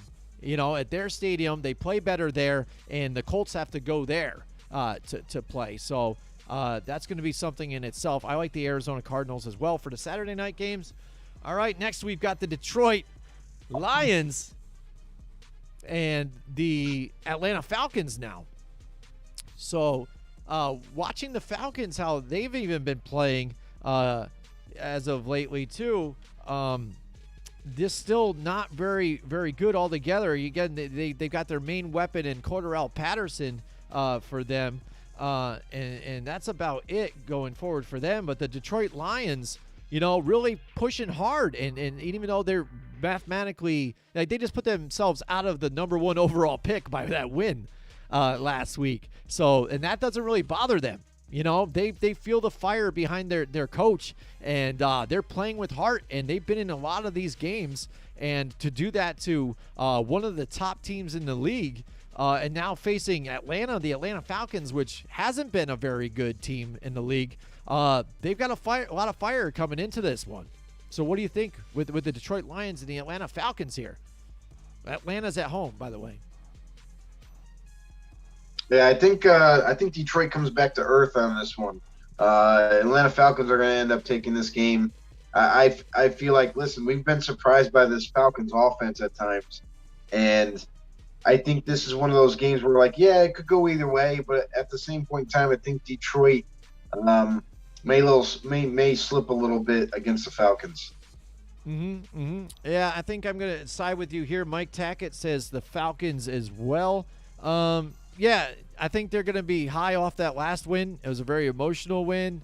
They were able to really pound on a team that really, I think, kind of slept on them. I think they maybe thought they could go into Detroit like, oh, we can right the ship here. Let's kind of go through here. And I don't know how much preparation they really put into it, but it looked like they didn't put any preparation at all. And Detroit came to play. And this, the receivers weren't on card, because we want to say, Kyler Murray made mistakes here too, but even some of the plays, like we said, DeAndre Hopkins dropped a crucial 4th down conversion. Even AJ Green wasn't making the greatest of plays for them as well. It seems like the only guy that has been playing well the past couple of weeks, even though they were losing, I think James Conner has been really doing some stuff on the field in the running game. But you can't do it all yourself, especially when you're playing behind like they were. Absolutely. That's the thing. Connor's been doing everything on the ground, in the air. He's just been like that big-time go-to person while Chase Edmonds has been absent.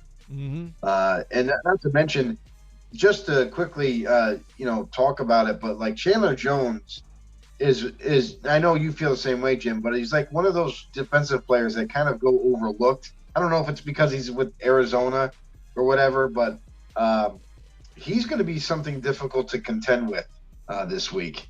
So I wonder if the Colts are up to that challenge. Yeah, absolutely. We'll see what happens with them. That should be a good game. I mean, I'm excited about a lot of these games this week. Next, we've got the Baltimore Ravens and the Cincinnati Bengals. Again, Ravens trying to make do without Lamar Jackson, and looking really good though with that backup. And again, I think the announcers had made a joke during that game last week. It's like, oh, who would have thunk it, that they go and get this guy in the, it was a 4th round. I think they might have grabbed Huntley in, and that he just worked out nice. And you and I have discussed it, and you had brought up the fact of like, well, they went and got that guy that fits their system. He's like the same type of player that Lamar Jackson is, and he can pull off the same plays, run the offense the way they want it to run. And he was actually handpicked in the process as well. So it only made sense that was a nice move for them. Yeah, and that's an ex-teammate of Lamar Jackson's too. He really pulled some strings to try to get him to Baltimore. And the funny thing is, though, too, is like when I watch, I think his name is Tyler Huntley. When I watch him play, I almost want to say that he's a little bit better of a passer than Lamar Jackson. You notice some touch on his ball, when he needs to and whatnot. So, he's still mobile, still can kill you with his legs, but at the same time, he's not as dynamic as Lamar Jackson in the running game, but I feel like he's got an edge a bit better as far as throwing the ball. Yeah, I agree with you there. But now let's take a look at this. Cincinnati is at home, and you've got Baltimore visiting Cincinnati. Cincinnati is bouncing back a little bit.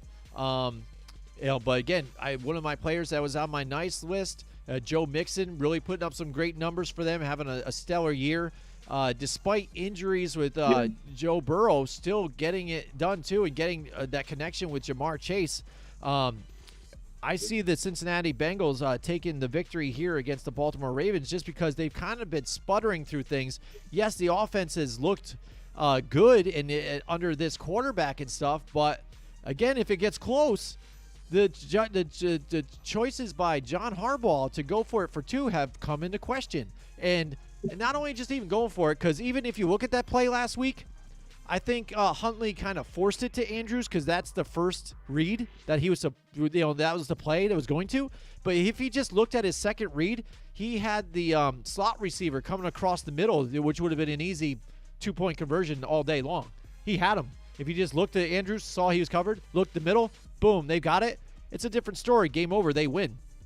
But it's not. But he is a backup too. So, I mean, that's what you're going to see with some of these backups. They're not exactly prepared and ready for that. But going forward with them, I mean, is that an issue for Baltimore, on these 2-point conversions? I don't think it's an issue. I think here's the thing is when you got a guy like Taylor Huntley quarterbacking your offense, a guy that doesn't normally prepare as a starter, those things are going to happen. So until something changes to where like that guy gets an opportunity to start somewhere or something like that, those things happen. So going into this game, I'm also not happy with the Baltimore's defense.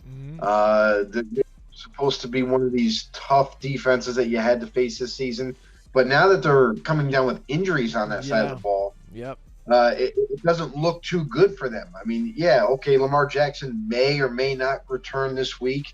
And even if he does, he's been struggling himself too. I mean, he's thrown multiple interception games. I think the past 2 games he's played, and I don't know what's going on. I don't know if he's trying to force throws to prove to everybody that he's more than just a running quarterback, or if it's just he's just making bad decisions. But going into this game, this is an interdivisional game. It's a game that you must have, and I feel like the Bengals are on the healthier side than Baltimore, and I like Cincinnati too. I think Joe Burrow's been able to grind it out with that finger injury, and he's made it work. So when you got Joe Mixon, like you mentioned, running the ball the way he is, and the defense for the Bengals starting to step up too. I like the Bengals. Mm-hmm. Yeah, and then like we brought up the defense again, lacking, especially because of injuries.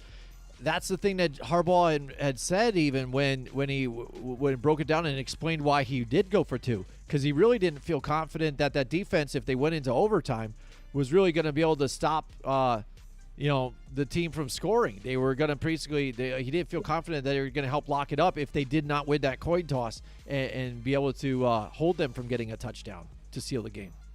So that's why he went for the quick 2 to try and get that win and get out of there. So, all right, next we've got the Los Angeles Rams and the Minnesota Vikings. Minnesota's at home. Rams looking a lot better now. Cooper Kupp, like we said, lighting up. Matthew Stafford looking good as well. Even in the running game, they got Sony Michel really pulling off some big runs last week. And Mike Tackett has the Rams here. Minnesota, yes, they've got Dalvin Cook back, and they've looked better too. Justin Jefferson balling out. But overall, I think when you look at the 2 teams, it's going to be a tough game, but I think I favor the Rams over top the Minnesota Vikings in this one. Yeah, I mean, the Rams, it seems like they've started to get back on track. We've been waiting for the Rams to get back on track on offense, to where they can get back into the swing of things.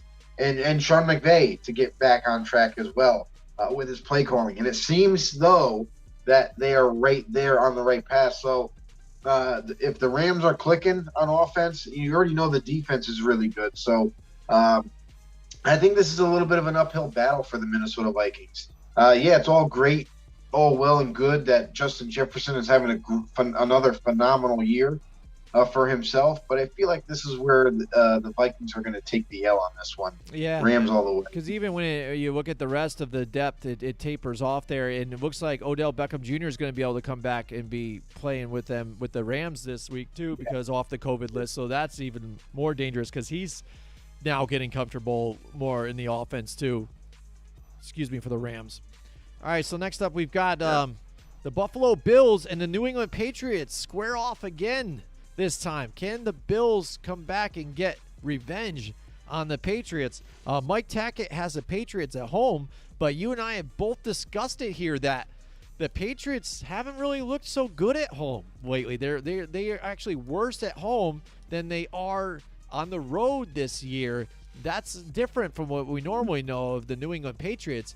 And last week, it looks like they just got flat out punched in the mouth, and Mac Jones again start to feel the pressure there and things like that, and looked a little more human the last week. So now the Buffalo Bills, after coming off a couple of tough games and being able to get their momentum back now, do you think they have enough to come into New England now and maybe throw another punch back at the New England Patriots here?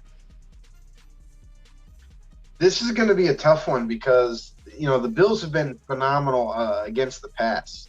Mm-hmm. And the Patriots' game plan against them the first time they faced them was like they just ran the ball on them. Mm-hmm. They're the Bills. So I think it's going to be pretty much the same thing. Unless the Bills can kind of go all out to stop that run and make them throw the ball. Listen, they're more than capable to play man-to-man. But the Patriots, I feel like the Patriots with Bill Belichick is going to have the same kind of formula to beat the Bills. So I'm going to go with the Patriots at home, actually. Mm-hmm. There you go. Joe's going with the Patriots. This is a tough one.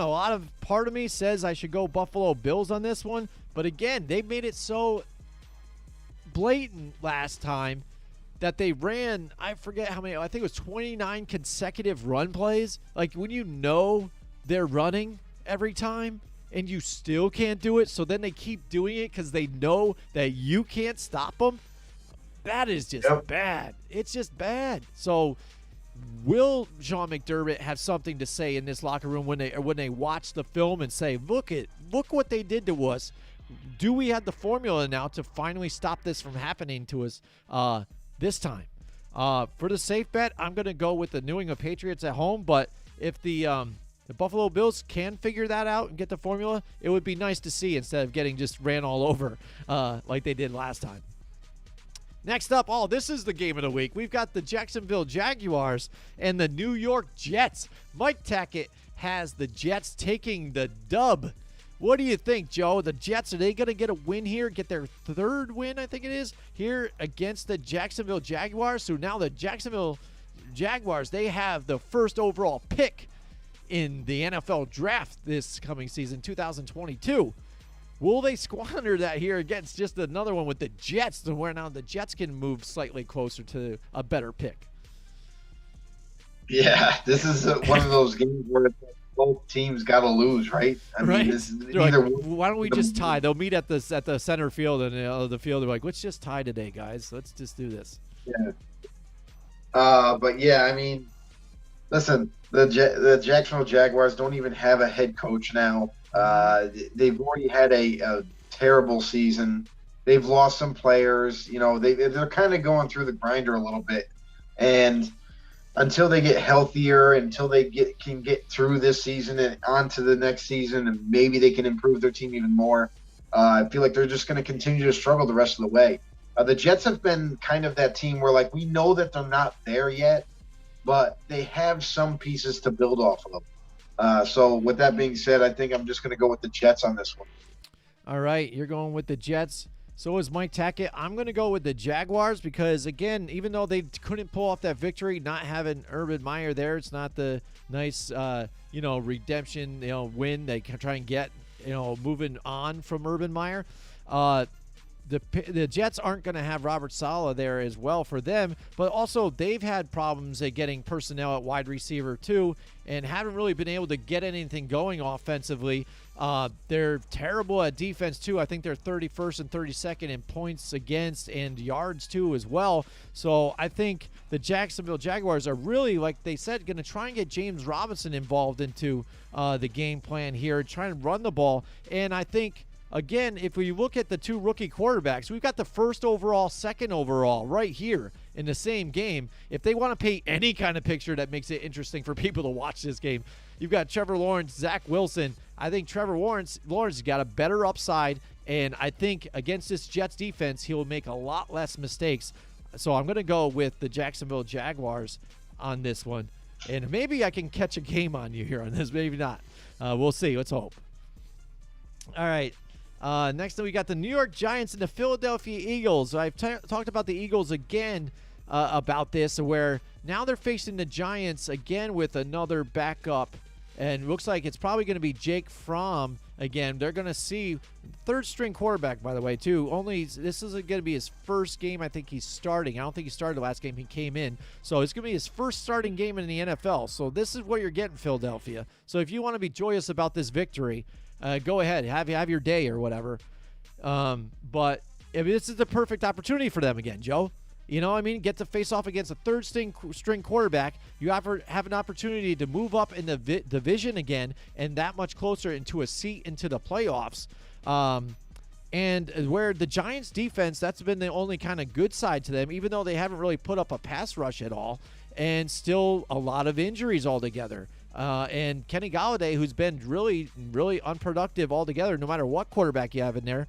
And Saquon Barkley, who started to show a little bit of what he could do last week, but still Devonta Booker looks like the more productive running back there. So the Giants, again, don't have an identity. Just terrible team altogether. Looks like Gettleman's moving on, a new regime. Will Joe Judge be there? That's the conversations that are being had over here in New York right now. Philadelphia, it's their game to lose right now. I like the Eagles in this one. I just don't want to hear that stupid-ass song either that they sing all the time. It's annoying. Is it in Philly? Yeah, in Philly. That song's going to be there. But yeah, it's definitely going to be there, and they're going to be doing it quite often. So I'm going to go with the Eagles on this one. I love the Giants' defense, actually. But without having a quarterback to lead your offense, it's really hard to win. So we've seen it before where there's been absolutely dominant defenses that kind of carry the team, but the Giants aren't there yet. And I feel like the Eagles have enough offense to get the win on this one. Yeah, I can see. I'll say it right now. I bet you the Giants secondary makes a few plays here to keep this game close, whether it be Xavier McKinney or whatnot. But I think he's going to be making a play, maybe a pick, or even a forced fumble or so in this here. I know Jalen Hurts is going to make some mistakes on this one. But really, the Eagles, they're going to be running the ball. Finally, with Miles Sanders, he's coming out of nowhere now. It's like all of a sudden they flip the switch. They're like, oh, we should do this now. So I think that's what they should do. But like I said, I think the Giants' defense and the secondary will force some mistakes. Jordan Howard has actually been the bell cow for the Eagles recently. So now that they have a guy who actually can move the ball forward instead of laterally, it definitely helps your offense out. All right, here we go. Looking at the picks here. Again, Mike Tackett has the Jets and the Eagles, Patriots. Next up, we've got the Tampa Bay Buccaneers at the Carolina Panthers. Mike Tackett has the Bucs. Joe, I'm going to do no, Donnie's in the house. He says, remember Garrison Hurst. Oh, yeah, I remember him, definitely. That was the day, back in the day. Holy crap. Remember that? But we got the Tampa Bay Buccaneers. Mike Tackett's on board with that. Carolina, they can't find a quarterback again. It looks like, they're done with Cam Newton, even though you said he's going to get the start this week? They're going to make Cam Newton the starter?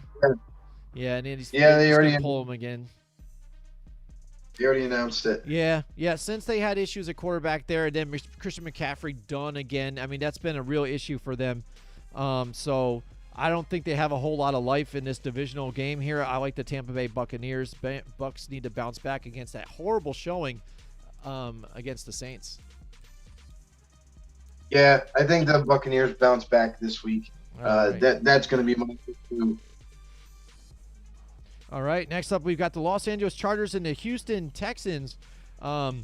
Houston able to pull off that victory last week. Like we thought, again, Davis Mills doing well enough for them to get it done. We had a Brandon Cooks sighting too, Joe. Did you see that? Brandon Cooks made a play and a touchdown. Now he can go back away somewhere. But the Los Angeles Chargers, again, that game, they had it again. Just you can't squander those opportunities to get points just because you think analytics work. I think with football, there's too many other things that come into play and variables that analytics can't work all the time for you. You're playing against different offensive lines, different players every time, different teams, different schemes. So you can't say this many times if you go for it on fourth down, you're going to make it this many times. I think there's too many variables. So I think their coach is really, even though they said, I think in the broadcast, stick with what got him there. So that's why he's been aggressive. Stick with it still. He's also cost them a bunch of games where they really had the victory and then just lost it at the end because of mistakes like that and giving up those points when they're pretty much in gimme territory. You know what I'm saying? You're avoiding the kicker. He's not injured or anything like that. Utilize him. Get those points when you're there, especially in those close games, because you saw in that game against the Chiefs, that changed the momentum totally and gave it to the Chiefs, especially then when they missed it going into halftime. And the Chiefs got the momentum at the end with a nice stop instead of the Chargers getting the momentum going into the locker room as well to start the second half. Yeah, I mean, this game, despite what happened with the play calls last week, I like the Chargers in this one going up against Houston. Yeah. I feel like they have a better roster. The better roster. Definitely. I know their coaching staff is a little bit too aggressive at times, but it's worked for them for the most part. It's just they got to be a little bit smarter when they're playing those tough teams down the stretch. Absolutely. Now you got the Chicago Bears, who were in a close game last week with the Minnesota Vikings, and now we've got the Seattle Seahawks here, Joe. Seattle at home. Justin Fields facing up against against Russell Wilson here, who has been on a slump. Who do you got in this one? This one, I think I'm going to go with Seattle in this one. Chicago's been struggling no matter who they play. Justin Fields has made some critical mistakes as of late. So I don't like – listen, you already know that how I feel about Matt Nagy, and I think he should have been gone like 2 years ago. But this guy should not be coaching a team. He can't even control his team right now. So – because of the misguidance and no leadership that's in Chicago, I understand. Listen, Seattle doesn't have Jamal Adams. Seattle doesn't have a lot of big time players like they once had on defense. But I think Seattle plays really tough at home, no matter who's in the starting lineup. I got Seattle in this one. That's the thing, too. When you talk about the Chicago Bears, I think being at home for them really is a big step up, and they play better. And I think that's some of what we saw last night, in Monday night's game. They played a lot better and were able to step up and do that there. Akeem Hicks, but it seems like he's got to put a lot of workload on him. And we talked about Robert Quinn, too, getting some stuff done, but they can't do it all themselves. Like you said, they can't the offense – Justin Fields still getting the feels, trying to feel it out, trying to get get it all under wraps and stuff like that. Make some great plays, but then also some mistakes. Seattle, they can bounce back here. They got just a better quarterback here at home. Bobby Wagner leading the league, I think, in tackles too for them, even though it's a terrible defense. I like Seattle as well. Pittsburgh Steelers, they sneak out a victory last week again. That the Tennessee Titans just left them hanging there, just low-hanging fruit, and let them back into this game, and they were able to get it done. Really ugly win. All right, and now the Kansas City Chiefs here, who've been on the better half of some of these games. Defense playing better, offense been able to get some things done. But then also last week, not so hot, for that offense, but just enough to get the win for them against the Chargers. But Pittsburgh, I think, is a whole different story. I think Kansas City being at home, I think they're going to take the victory in this one against the Steelers. Yeah, we've seen the whole thing with Big Ben struggling with being rushed out of the pocket, being just basically up all season long, and that in turn is forcing him to make big time mistakes at times with him throwing the football. So I look for much of the same thing happening. Listen, the Chiefs' defense has definitely gotten better, and it's because Steve Spagnuolo, the D coordinator for Kansas City, is now going back to his roots. He's going back to blitzing, to sending people more than you can block. And Pittsburgh, we already know, has a little bit of a rough grouping in that offensive line, in all the offensive line positions that they have. So I feel like the Kansas City Chiefs defense is going to send pressure and keep sending it all game long to frazzle Big Ben and maybe force some turnovers that way. So Kansas City, with as hot as their offense has been, they're just going to compound point after point until the game's over. Kansas City. All right, next up in an AFC West divisional play game here, we got the Denver Broncos and your Las Vegas Raiders, Joe. Raiders at home in Allegiant Stadium. They looked really nice last week, and it's nice to see Bryan Edwards, get those plays and get some of those TDs in there and look really good for them. But you said also as well, Max Crosby is a nice story too, bouncing back and being able to get that pressure and be productive on the defensive end. Do you got your Raiders in this one here at home? Yeah, I mean, there's not going to be no Teddy Bridgewater. It's going to be Drew Lock that's going to be starting. So for me, it's tough to not pick the Raiders in this one. Listen, we've seen Drew Lock's story already and how much he struggles and makes bad decisions from time to time. Maybe the Raiders might get lucky and get a couple of turnovers, maybe a couple of picks or whatever. But all in all, they're going to create a lot of pressure on Drew Lock because Drew Lock doesn't scare anybody. And defensively, that has been the strength for the Broncos, their defense. Despite getting rid of Von Miller, despite not having Bradley Chubb, they've been able to do the best that they can. But I got my money on Derek Carr in this one and the Raiders. Absolutely. I'm going to jump on board with you as well on that one too. And now next up, we've got the Sunday night game. Man, this looks really rough for them. You would think they would try and flex this one out, but it's the Washington football team and the Dallas Cowboys. And again, will we be able to see Taylor Heineke, or is it going to be Kyle Allen, or are we going to see Garrett Gilbert again? But facing a tough Dallas Cowboy defense, to where now, like you said, where they've got Lawrence is back, you've got Gregory's back, and now Micah Parsons playing the way he's been. That front pass rush is going to be all over whatever quarterback is there, and I think again they're not going to be able to loosen up the offense with the running game, so they're going to pin their ears back and just keep going back after whatever quarterback might be back there. So it doesn't look very good, and maybe we can see this offense get somewhere here for the Dallas Cowboys. But I think this Washington defense is going to give even them some problems here. So I think this game is still going to be a little closer. If you look at the Dallas Cowboys offense not running as well as probably they should, but I think the Cowboys still will be able to take care of Washington in this one. Oh, you just turned yourself sideways. Now your video's gone. Where'd you go?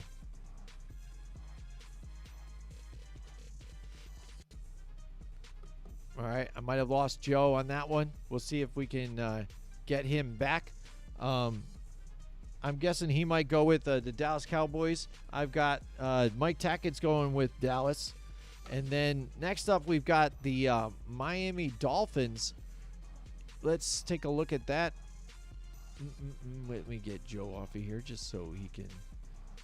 We're not just looking straight at, an empty box there. And, well, he's still there. I don't know where he went, but we'll see if we can get him back. All right. So we got Monday night on December 27th. The Miami Dolphins and the New Orleans Saints. Saints coming off of a big win here against the Tampa Bay Buccaneers. I think shocked the world on that one. But what we've always said about the New Orleans Saints is their defense has been tough. And despite having, problems at the quarterback position, they still have Alvin Kamara there that's still able to make some plays for them and get it done. So that's what they really need to do. They need to focus on getting him the ball because right now he's their big playmaker.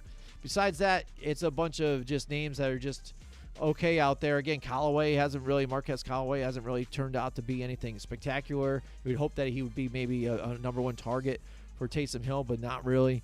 But this really defense has really stepped up. The Miami Dolphins have been able to get a few wins here, but they haven't really faced a lot of tough competition either as well. Like last week, getting that victory against the Jets was big, playing at home. But again, Tua didn't look so hot in that one. And again, Gaskins also hasn't been able to be that player that I thought he had hoped that he would be this year either.